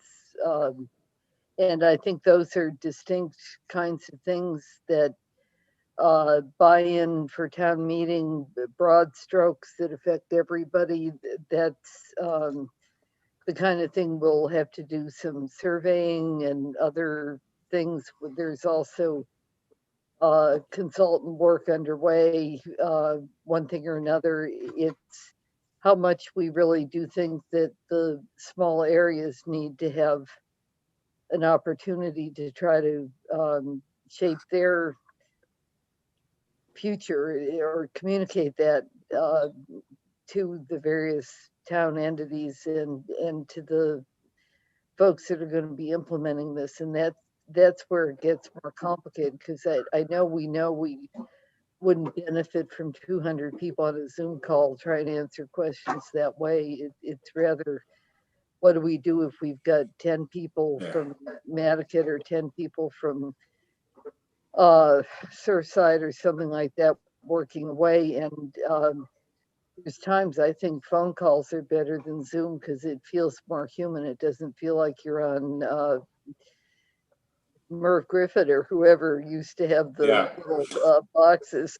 Oh, the Hollywood Squares, Judith. Yeah, you'd be the great MC that. I'll never be Paul Lynde, but I did admire him. He was good. Well, that's, you know, Judith, I agree with you. And Andrew, I agree with you. I probably shouldn't have even brought it up, but I just wanted to get that out there a little bit as a conversation piece, just, you know, as we move on. So, Andrew, do you want to discuss Sconset and your efforts out there? well, let me just go to Surfside quickly. So basically we've got. Oh, I'm sorry. I thought we already did that, but I guess not. Okay, go ahead. Okay, so we've received correspondence from them that they've finished, and we've got some sort of draft product from them. That came in on last Thursday, so I haven't had a chance to really go through that. And Eleanor, I think I sent that to you. I don't know if they're probably too much to screen share that, but again, we can get that out. And I might be looking for volunteers, probably you, Judith, to be a liaison since you've worked with them already. And like I said, I haven't gone through this in detail yet, so I really don't want to have a long discussion about this tonight at all. So next one, Sconset. Sconset has been working on a survey. They have a small work group that they put together. January 11th is the date that they've scheduled to go over the results of their survey. So again, our meeting in January will have much more of an update, but to let you know that on various fronts, these small groups are working. So, and we will send the Surfside out. Is there anyone else besides Judith that would like to volunteer to work on Surfside? I mean, I will if no one else wants to, Andrew. I mean, you know, I was part of it before, but that doesn't mean I should be now. So but I will if need be. Okay. Somehow. Got to have the old Andrew. stuff. I need to remember everything. Andrew, I'd be willing to help Fritz, too. Fritz, if you want to volunteer, that would be great. Is that what I did? I am a one-armed paper hanger. Believe me. You owe me one. I'd be more than happy to defer. Let you go ahead, defer. Absolutely. Well, whatever you want to do, Andrew. But Yep. I'm happy to help. Any questions you have, just ask me. So. Okay, so Judith and Fritz will be our NPDDC reps on the Surfside plan. Okay. Agreed? Yes. Agreed. Yes. Agreed. Thank you very much. I could be an alternate. No, Great. you're gonna Appreciate get it. yours, Dad. Okay. Anything else right now for the area plans? Andrew, can I ask you a question? Have you heard from Chris McGee at all? I have not, no. You might want to reach out to him a little bit, see what's going on. Well, I've seen him, but I don't know that. Yeah, is he involved in anything out there anymore? He was a unbelievable guy involved with things. He got a lot done, especially with Boulevard situation, volunteers and stuff like that. He's on the ad hoc working group. Yeah, and we'll get you. Is he? Okay. We'll get you the Surfside, what they've submitted, and if you have any comments, we'll put a date on when we want to receive your comments back. But moving forward, Judith and Fritz will be, we'll talk and think about, what we're going to do about surveying or other things to, we may have additional work for them to do, other things to look at, but we'll send out an email with instructions on that. Andrew, are you gonna be back in touch with Tom, who sent that in, or are you expecting us to do that? I wanted to have our conversation tonight, so yeah, I will reach back out to him. That's fine. I think that helps so that they don't get confused of who's the official voice and who are the worker bees. Sure, yeah, I can do that. No problem. Okay, great. All right, that's all I have for that, Mr. Chair. Thank you. Thank you. Thank you very much, Andrew. Thank you, Judith. Thank you, Fritz. So the next thing is, I'm just going to help Andrew out here. This is an annual exercise that you all do. It's a mandated approval on pages 36 through 38 of the packet. I will share it in a moment. It's there's a graph displaying data for serious injuries, summarizing Mass DOT statewide safety targets for calendar year 2021. And the targets need to be adopted no later than February 2021 by each planning organization or RPA. So I'll share that. Right. And Mr. Chairman, one thing thank you, Eleanor, for that. I appreciate it. One thing I noticed is in the email, we were supposed to get actual targets for our region, and I don't have those yet. So probably this item will need to continue to our January meeting. Is this something that Derek needs, Andrew? Or Yes. Is this just, okay. Yep. All right, All the regions have to take actions on this, but we do have that meeting in January. And again, I don't have the individualized data yet. Okay, Andrew, thank you. Is everyone okay with that? We're just going to continue this to January, this item. Do you need a motion? Yeah, do we need a motion for that, Andrew, or is this just Yes. automatic? Yes, please. Okay. All right, this is Christy, and I'll make that motion to continue this to our January meeting. Is there a second? Bert, second.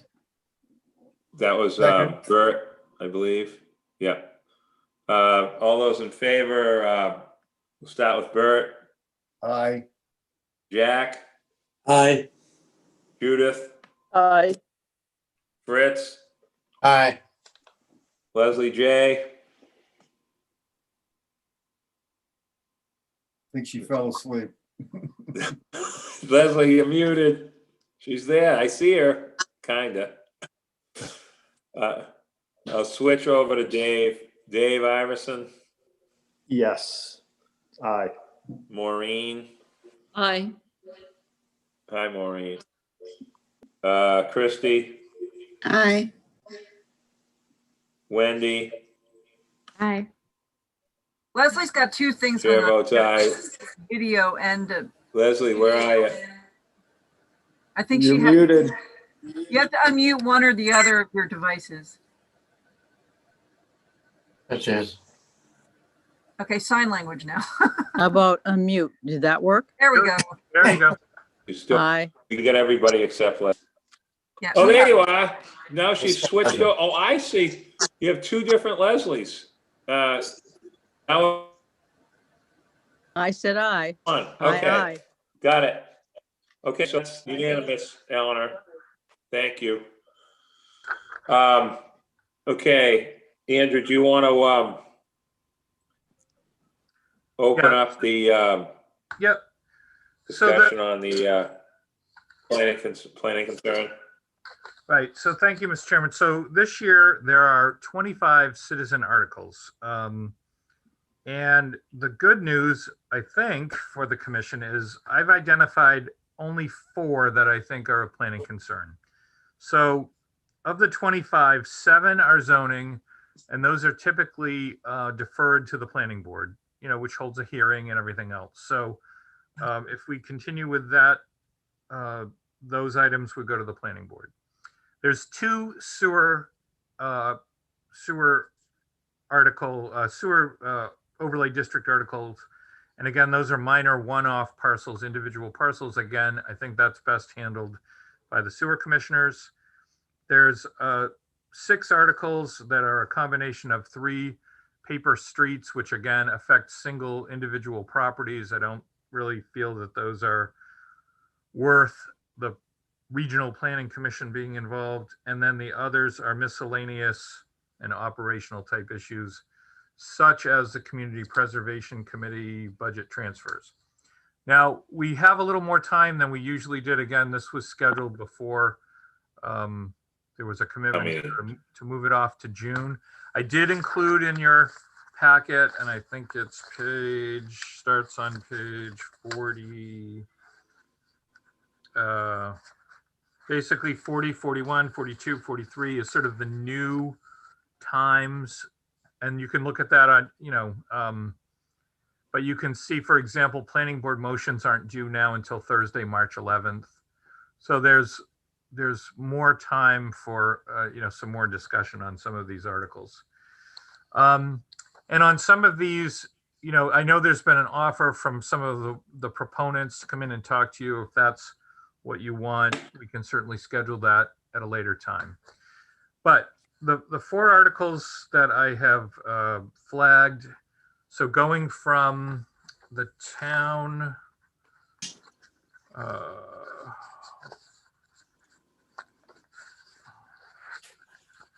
Eleanor, is the sheet that lists or the town council's opinion on these, is that included in here? I don't think so. I know it's just the actual, this came from the link. This is the link from the website, from the town website. So I don't think. Okay. So these are the actual articles, but there's the town council's sort of summary of all the articles. So they're numbered A through Y. Yeah, sometimes that's at the end. Let me just check. Yeah. It's so voluminous. I know, it's huge. I can look on the website and see if it's up there, but it's not in what, this is what was the most recent thing up there as of last week. Yeah, no, I pulled this down. I pulled this down as part of my work, so it's up there. But anyway, to make things simple, the articles that I picked.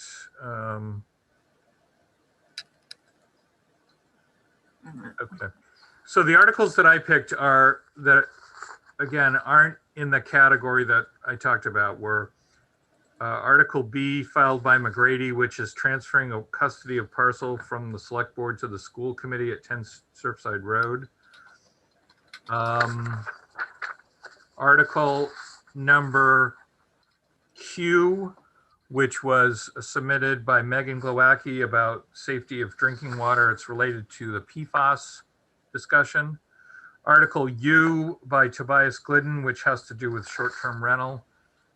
And Article W, Kevin Kuster, which has to do with road construction related signs. Of those two, just so you're aware of, Article Q, so the safety of drinking water, the FinCom has scheduled a special hearing for July 14th on that matter. And on the short-term rental bylaw, they've scheduled a special hearing on the 21st, January 21st on that matter. Of those four articles, I think, basically the short-term rental and the drinking water are the most important ones.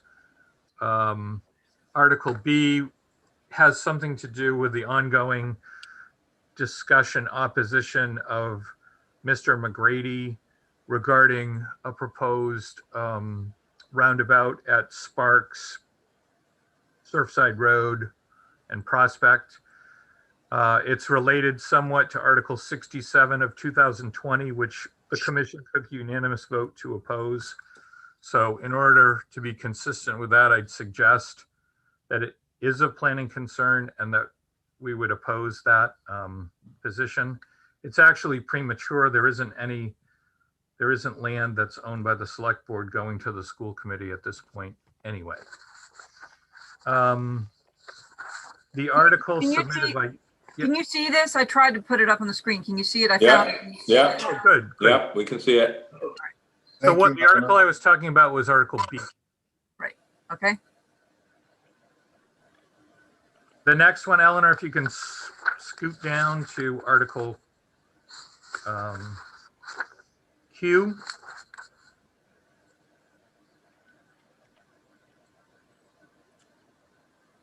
And again, you can see there's comments. Q, can you go down further or no?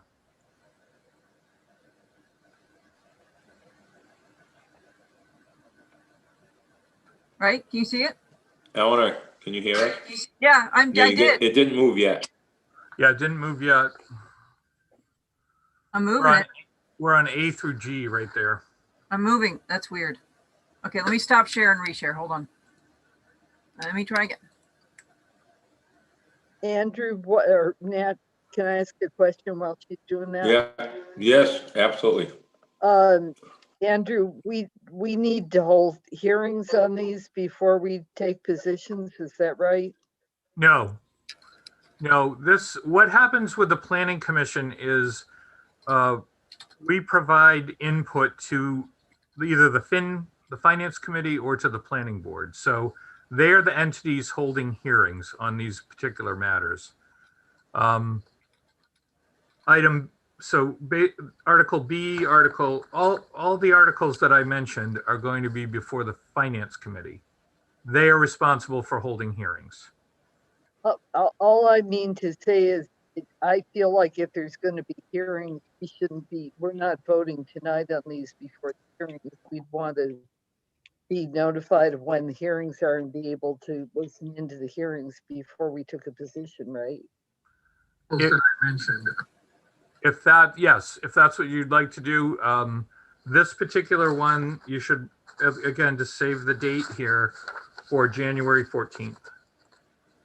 in the evening or the, Yeah, we'll send you. I don't have all the details on that, but I know that FinCom has at least set aside that date for the hearing on this.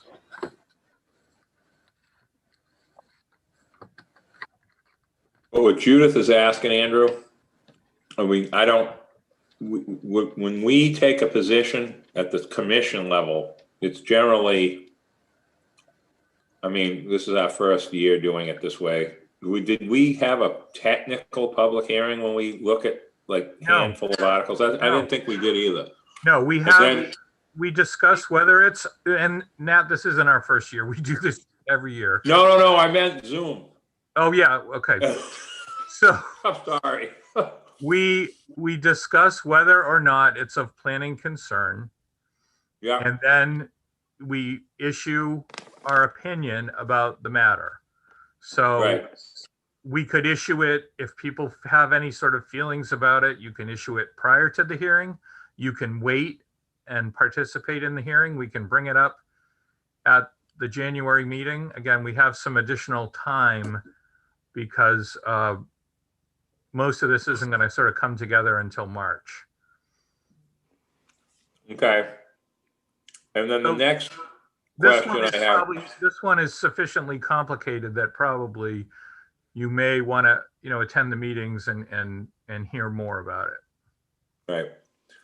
I guess, so my other follow-up is to add to what Judith is asking or whatever, is when there's an article like the STR article that's not going to come before the planning board, that's going before finance committee, and we can have a comment on the warrant, which is rare. We don't always have comments on the warrant. Occasionally we do. We feel it rises to that level. Is that a public hearing for No, us, or is yeah. it just an added language? No, we do not have comments that go into the warrant. Okay. We Well, have like a couple times or something, haven't we? Have Not- an NPDC comment? Not for NPDC, no. There may be something that we could put a report in, say at the end of the warrant. But we have basically the comments either, you know, it's either going to be the FinCom for non-zoning articles, it's going to be the planning board for zoning articles, then the selectmen who control the warrant can add comments, their own comments in, which they do. Okay. So this is advisory in nature. And, you know, it doesn't have to be, we don't have to comment on any of these if we don't want to. Okay. And again, this is one that I think it's probably important enough that we will want to. Okay. Okay. So we'll continue this one till our January meeting. Okay. And we will send out a notification of when the hearing is on the 14th on this particular one. Yeah. Does anyone have any comment on it yet, or is it too early? Yeah. Nat, just a question. Yes, Chris, go ahead.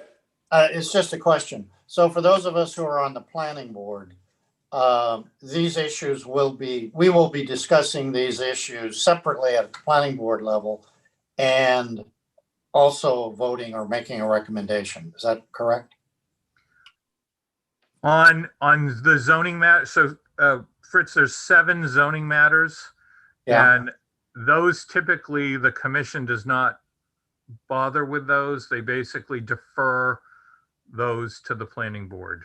Okay. And Okay. yeah, I'm specifically asking on the 4 that you picked out as, are you classifying those as not planning board matters? I guess Yeah. all I'm trying to ask is which of these 4, if any, will be discussed at the planning board as a planning board item and recommendation? none. Gotcha. Okay. Yep. Nat, Yes, Judith. all I Go ahead. want to say is I feel like if we're going to express an opinion on something, it makes sense to me that we be informed about it in the interest of fairness to everybody. And I know I have a sense of how the wind blows on the short-term rental, for example, but I would like to hear, I'd like to ask that we at least give ourselves the chance to listen to the hearing before we take action on it as a You commission. mean the finance committee hearing? Right, Yeah. because I think otherwise it seems kind of arbitrary to say.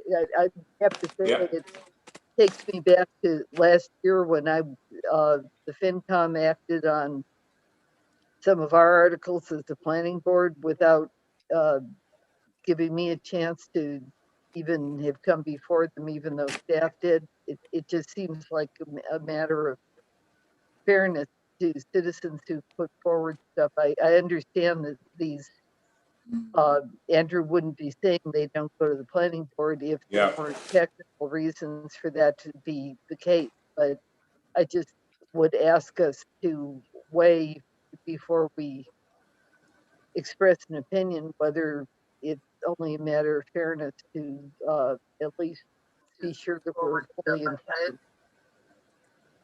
I hear what you're saying. Andrew, Yep. would she, So, yeah. you so agree with that? So Article U, we would defer as well.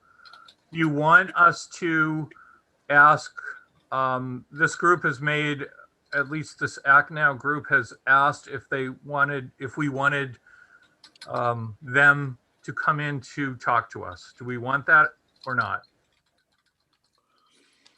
I mean, I think what Judith is saying makes sense as far as having finance, if FinCom is weighing in on these for the warrant, having them have their first meeting before we made a comment, I think is appropriate. Okay. On the other hand, if we don't need to hold a public hearing with the the petitioner of the article or whatever, and that's up to everyone. I don't. No, Nat, hold on. Okay. We're not holding a public hearing on the articles, okay? Okay. We never do. These are for these are for articles that we think are of planning concern, and we send advice over to the FinCom, or we send advice to whoever wants to listen. Yeah. So we're not scheduling public hearings on any of these. There's specific laws that say which articles go to which board and which boards hold public hearings. So again, this is just about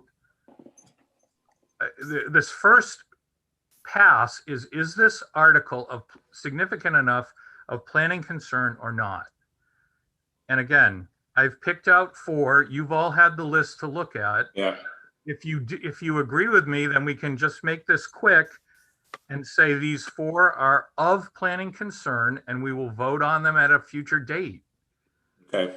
But I don't want to discuss, 21 other articles if they're not really, and I've already sort of summarized that. So you want the roundabout one, the drinking water one, the sign article, and the STR article, correct?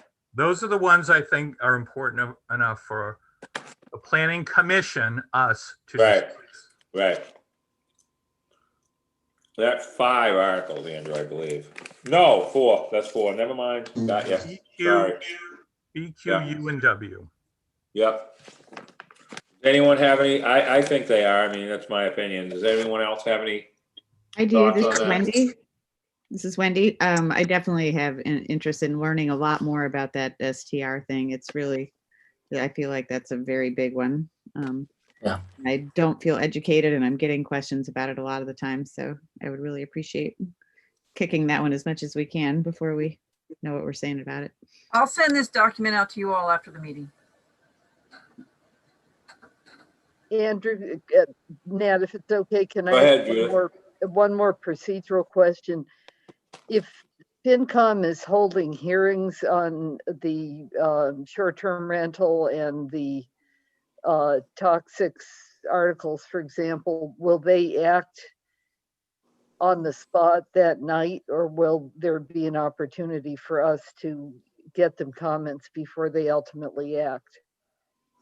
I'm just trying to understand if somehow by saying we're going to rely to learn by listening to their hearing, if that means they'll basically dismiss anything we might have to say is too late for their consideration. Yeah, I hear what you're saying, Judith. I think it's highly unlikely they would vote on those. I mean, I think it's possible, but I think under the new schedule, their final motions are off into the future as well. So, but we could always ask, like, you know, I could get confirmation from that, from the FinCom chair, if you I want. would suggest, just, it seems to me, I'd like to be clear with them about, we're trying to listen, we're trying to communicate, and it's only fair to give people time to listen and weigh in and not jump too quickly. That relates to planning articles too, as you, I'm sure, see. But I agree that these four are the four we should focus on, and I would appreciate that we give ourselves the time to at least listen in to any hearings being held, and that we communicate to those holding the hearings that we intend to regard these as matters of planning concern and offer comments, but we're going to be listening to the hearings and hope they give us a chance to weigh in before they act. Okay, great. And so, again, just mark your calendars for the 21st is when the short-term rental is going to come up. And we will send you the information. Eleanor will get that out to you. Okay? Okay, I agree with Judith on that. So it's right. Now that we all understand what we're actually finally get to the, you know, what we were actually talking about. Nah. Yes, Fritz, go ahead. I want to make sure I understand. So we're basically relying on the Finance Committee's public hearing for our information. It wouldn't, I guess, preclude us from asking Act Now to come in and make a presentation or talk to us after that. But I'm sure they're going to make a presentation at the Finance Committee, so that might be redundant. So I'm not suggesting we need to do that. But I just want to be clear. So, but there will be time set aside at a meeting of our meeting for us to discuss and vote on that, one or more of those four. Is that correct? Yes. Yeah. Okay, good. That's all I wanted to know. And what's the deadline, Andrew? March, you said? The deadline is in March. I'm looking here. Again, I anticipate it will be, we'll have some materials for you at our January meeting. But again, we're going to focus on those four unless there's any other. No. The sewer stuff is small. This is just individual, you know, housekeeping stuff more than anything. Does anyone else have anything? Judith, thank you for that as well. I was just trying to, I don't know, guess what you were thinking. I'm sorry, I really kind of got things confused, you know?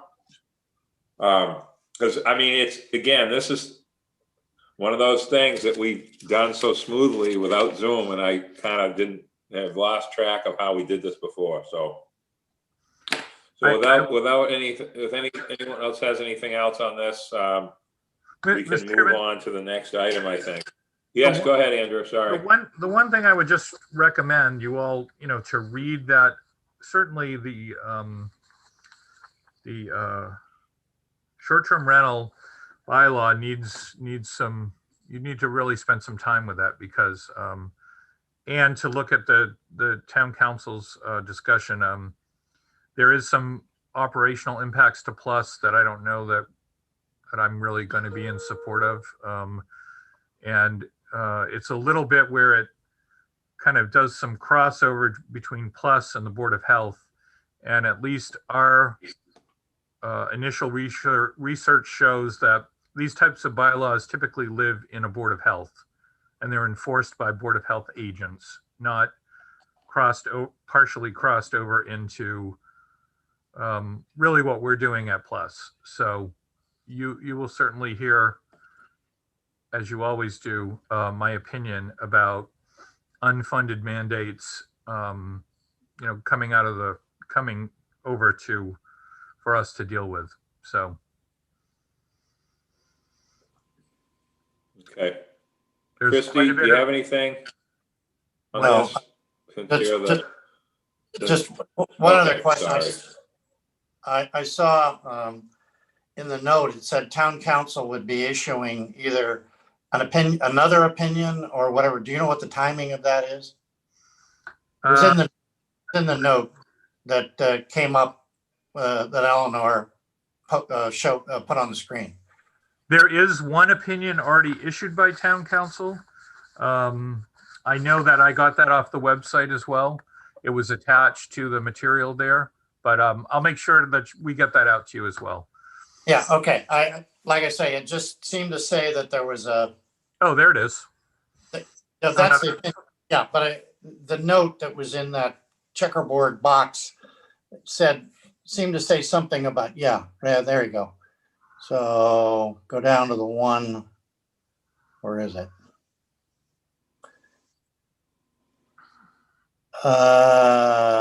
A separate opinion letter from town council will be provided.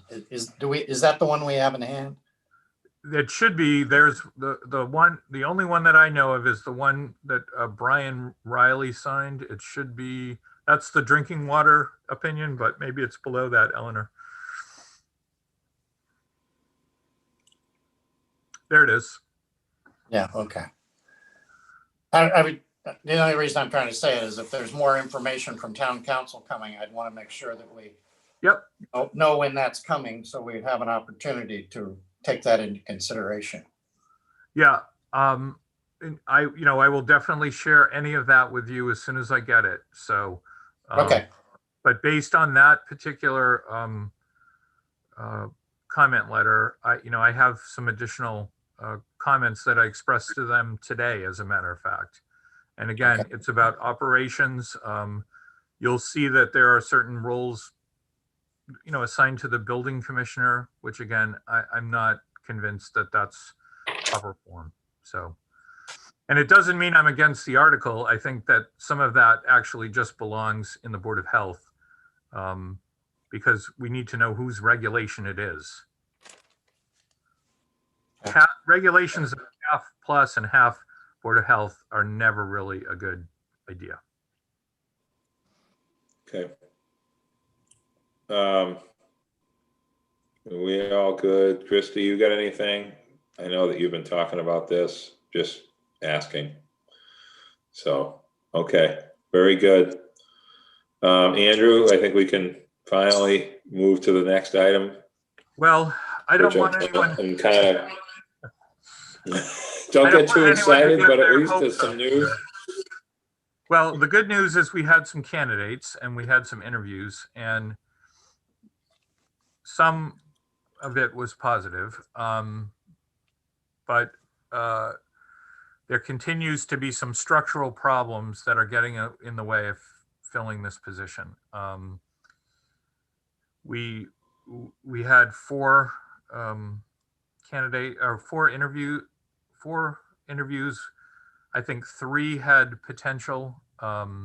Several of the candidates, I would say, are entry level and really have virtually no experience, or very light experience to what be a kind of where they would progress in the job. One candidate, I think, was more had more of a skill set that what we were, I would say, hoping for. But that position does not fit into the salary schedule. And, one of the topics that we've discussed is having some flexibility for, maybe remote type participation. That again, the current structure of that position where it sits, within the union structure is not necessarily compatible. So anyway, we have some ongoing discussions with town administration on how maybe to address that. But again, I wouldn't, I'd remind all of you that it took, to fill the initial transportation planner, that position was vacant for 4 years. So, and there's only been 2 people in that job. Beth Giannini, who was there for, about a decade, a 2-year hiatus, which guess who had to fill in for that job at the time. And then we had Mike for, what was it? Was it 18 years, Leslie? Is that right? Yeah. Yeah. So it's not an easy position to fill. It is a very, kind of unique set of skills and knowledge about, and I guess desire to be a transportation planner. There's not a lot of them running around. And again, I don't know that our salary or some of the working conditions are competitive. So Leslie, anything to add on that? You were pretty involved.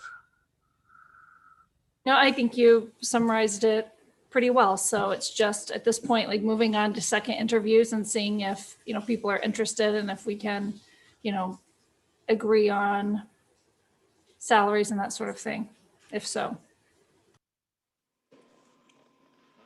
Okay. Andrew, I just have a quick question on this. Is the concept of someone living, let's just say living over here 4 days a week, or some other arrangement, not necessarily every day on the boat, but maybe a 4-day week or that type of thing, is that off the table? Is that something that, it doesn't seem like a big deal to me anymore. This seems normal now to have these conversations. So just thought I would throw that out there. Again, we talked about this a while ago. It is something that I think needs to be rethought and included in future negotiations regarding the contract that affects this particular group of personnel. But it's not available now. It was an issue, was something that Mike Burns wanted to explore and he was unable to because of the current rigidity of the existing contract. So it's possible with non-union personnel, but it's not necessarily available to employees under a collective bargaining agreement. So. Well, nothing happens overnight in municipal government. So, and again, just this to is certainly remind an you, odd thing. Just to remind you, the building inspector, building commissioner, was subject to that. We found it impossible to fill that position, and that position had to be extricated. So anyway, yeah. But it's not easy, and it's not going to happen overnight. And if you get someone that, let's just say they do that for a while and then they like it here, and they kind of want to come stay or whatever, that could happen. It's hard to just jump and come here and just say, oh, I'm living on Nantucket now. You know what I mean? So hopefully that's how it could work. So that's it. I appreciate it. Anybody else have any questions? Judith. Hi, Judith. Sorry. Hi there, Nat.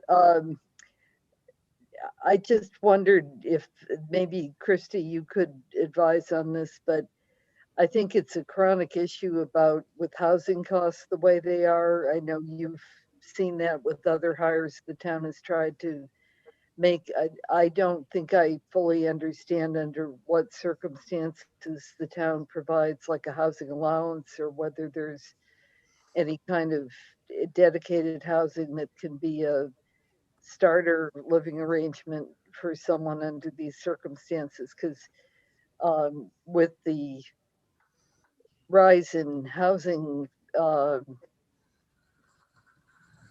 the market has risen, so it's even worse than it was previously, and it's kind of impossible to think of somebody who's on a even a solid planning scale, or teachers or firefighters or any municipal employees to be able to afford to live here unless you've been here for quite a while, or you've got family here, or you're lucky in some other fashion. And I just wondered, is that the kind of thing the select board is thinking about at all? If it isn't, maybe it's something we could just ask you to pass along, that it worries us. At least it worries me. Yeah, of course, through you, Chair. So this is something that we've been discussing in our strategic plan when we're focused on housing, not just affordable housing, but year-round housing for all income levels. And we're also looking at our municipal facilities plans, and a lot of that is also trying to strategize what will not just our office buildings look like, but what could housing look like for town employees. So it is things that we are discussing, and I think it is rising to a more urgent level as we're seeing the booming real estate this past year and the increase in housing costs. I know with a few hires this year, we had looked into what we could do for a stipend or how to help. When we had the DEI coordinator position, we were trying to help her find housing. So it is something that the town has become more involved in, when previously it was, not something that was part of the contract negotiations. So it's definitely creeping up and in our radar, but I'll definitely pass the message along just to keep it on the top of everybody's mind. Well, thank you, Christy. Part of it is too, for just a citizen interested in having good staff. You probably have limited, finite options for that. So I don't know which of the categories of hires are ones that get the special red ticket, or whatever it is like that. But I suspect you're hearing or seeing the challenge for people in planning. I'm sure you're hearing it from police and schools and everybody else, but thank you for taking that back, because I sometimes wonder if that gets lost. I think it's hard for department chairs to advocate up to, beyond a certain point. So you're here as part of this group, and I hope, I don't mean to be unfair to ask you to carry that back, but it really is a worry. It really would be, as others have said too, desirable to have, to my mind, to have a transportation planner that lives here all the time, so that the citizens know them, and that they're available, and they can see the interaction and everything else. So I'm sure that's true too for DEI coordinator or a variety of other things, but thank you for weighing that and taking it back. Of course. And I know that we really lucked out with our new Health and Human Services coordinator, that he was born on Nantucket and had access to housing. And so, that was a position that we were really nervous about not being able to fill as quickly as we did. And hopefully we'll be able to find some other positions to fill with people that have access to housing here. And we're going to keep working on trying to find other housing solutions too. Thank you. Yeah. Andrew, just a quick question. Will we be able to arrange, I don't want to say arrange, but work out anything down the road with Hal Keen for stuff like this? I remember that being discussed, but I don't know if there was ever any formal. It might be a little premature, but. Yeah, we did talk about, I'm trying to remember if there was, I know they couldn't commit to hold apartments for Right. town employees, but I think there was an idea that there could be at least some priority Yeah. extended to the town. I mean, it's on land leased, from the town, so Right. I don't know how, again, there's fair housing type laws that limit how much you can do with that, but Yeah. Well, we maybe that could be part of something at some point.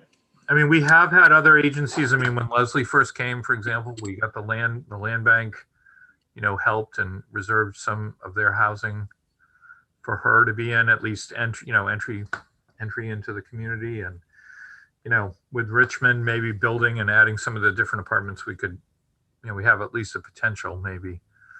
But again, it has to be the salary that's being paid, has to make some sense, and yeah, what people expect to move out here too. So, Can I make a comment? Yes, Leslie, go ahead.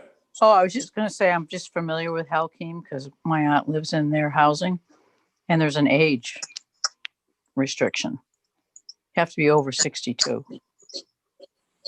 No, we're talking about the Six Fairgrounds project. Oh, Leslie, I okay. should I'm have said sorry. that. I was thinking of their other. Yeah. Okay. No. Yep. I'm sorry. I should have said that. Yeah. Well, when you just said Halkeen, my radar.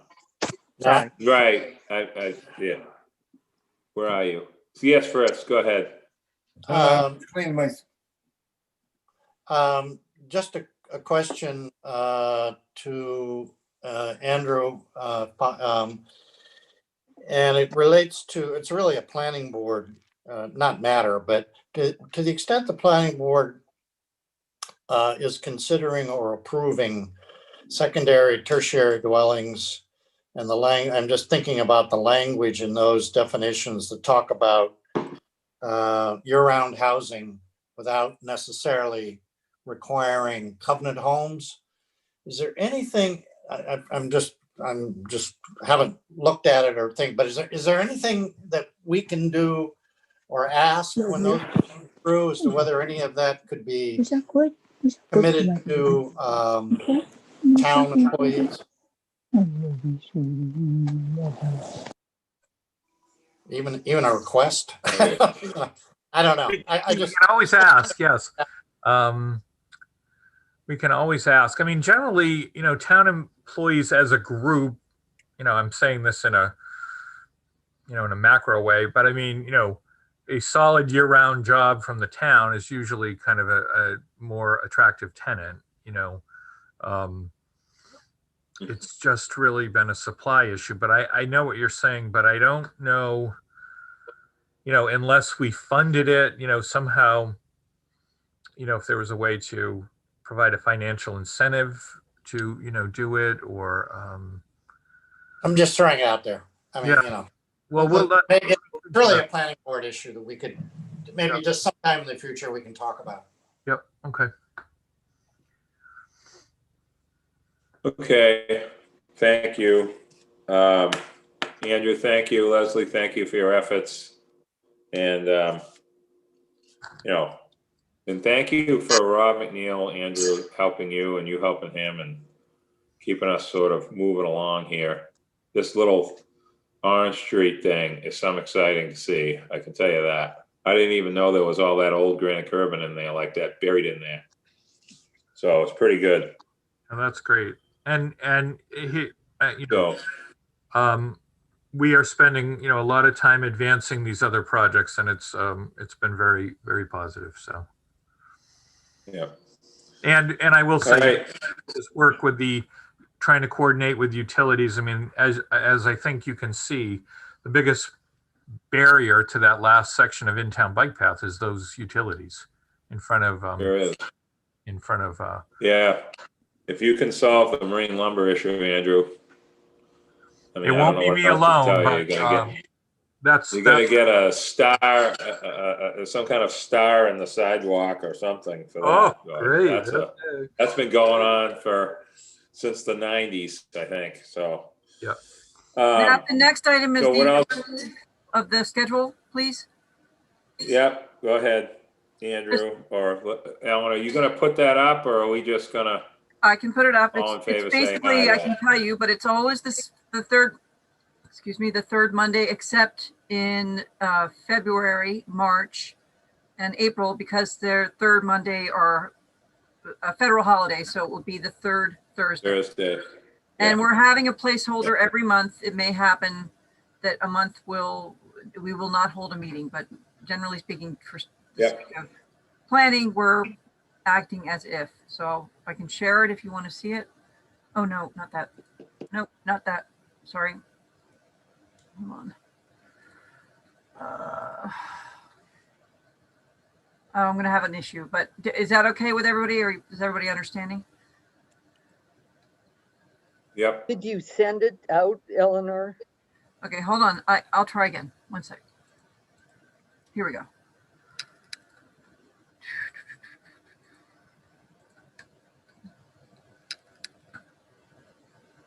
You see it? Yep.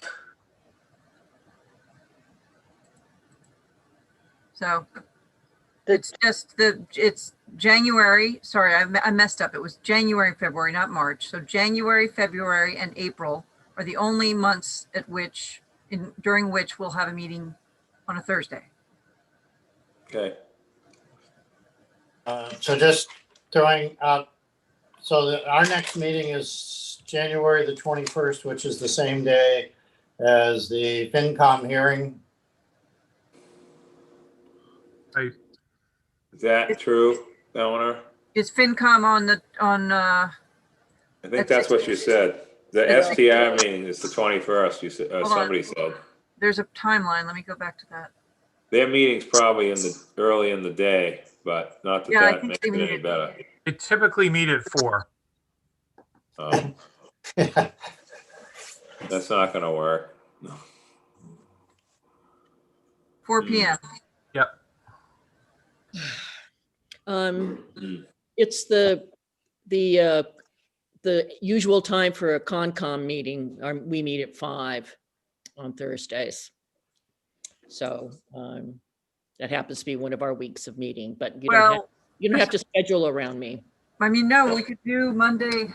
In the case of January, we could do Monday the 25th of January. Yeah, I think that would be good. In light of the finance committee issue, to give everyone a chance to watch that and et cetera. I mean, the other thing is when somebody's off island, they can still come to the meeting on Zoom. So that's that's about the only positive thing about Zoom. Is you can be in Florida and be in Nantucket. So, or somewhere else. Anywhere. So, does that make sense? You guys okay with that? I mean, I'd like to, I don't think, Judith, I think we should consider that now because we already know what's going on. We just got done talking about it. Yeah, that's good. 25th, if that works for people, that's I think fine. that's better, really. I'm not that's trying better, to too. assume, but Yep. you know, it's a pretty significant issue. I think we should give ourselves enough time to be prepared, staff, the town council stuff, all that. Yep. So the date will be the January 25th. the 25th. Okay. Yep. 6. Okay. Yep. Yeah. Okay.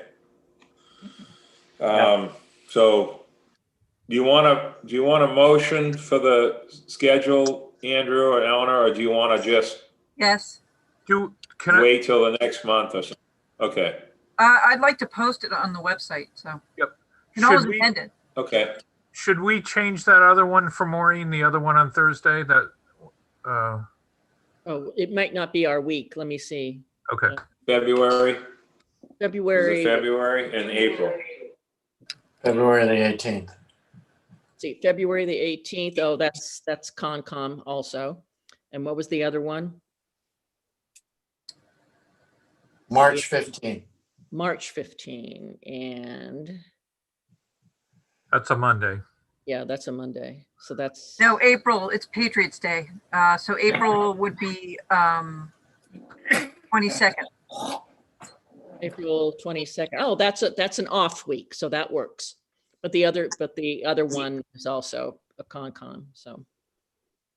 So maybe we could move that one, Eleanor, to the February, or is that February vacation? I know some people, Hold on. Yeah, it probably is actually. is the Monday February vacation? 25th? Monday. Oh, I don't have the school It's schedule. the last week of February. So yes, that would be vacation.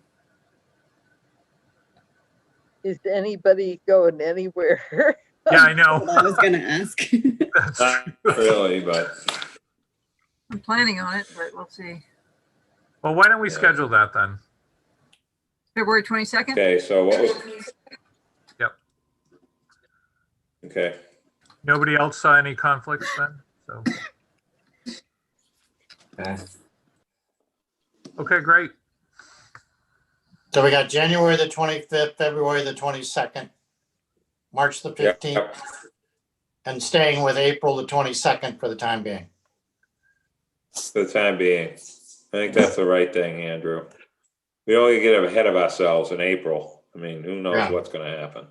Yeah. So thank you for So- everybody for moving. I appreciate it. Absolutely, Maureen. This is, What was you know, the March whatever date again? works. March is a Monday. It's 15th. April that's a Thursday again. Okay, Yeah, so it's March it's a short 1st. month. I will send this out once I have it posted on the website. Okay, thank With you, Eleanor. revisions. Okay, So we need a motion to approve the amended 2021 schedule. Please. okay, I'll accept that motion. So moved. So moved. Fritz moved. I don't know who seconded. Bert, I missed it. Bert did. Bert? Okay. All right, all those in favor? Jack? Yes. Judith? Yes, Maureen? Yes. Dave Iverson? Yes. Bert Johnson? Yes. Wendy? Yes. Hi, Wendy. Leslie Johnson? Aye. Christy? Aye. Fritz? Aye. And the chair vote. Thank you very much, everyone. Thank you, Eleanor, keeping us, on track here with this. So the other committee reports, anyone have anything to report at all that's worthy of a chat, or I'll give you the steamship report. The Eagle will be back on January 9th. And yes, they are working on Wi-Fi on the freight decks. Finally, after a long, strenuous debate, let's just say. But we are going to have, you will be able to text your spouse or your whoever when you're at the Tuckanuck buoy someday soon. Not be out of communication on the freight deck. So, anyone else have anything? I just want to thank everyone for everything for this year. I don't know what to say about 2020 that hasn't been said. Staff, thank you all for what you do. Leslie, thank you for what you do. Eleanor, you're a workaholic.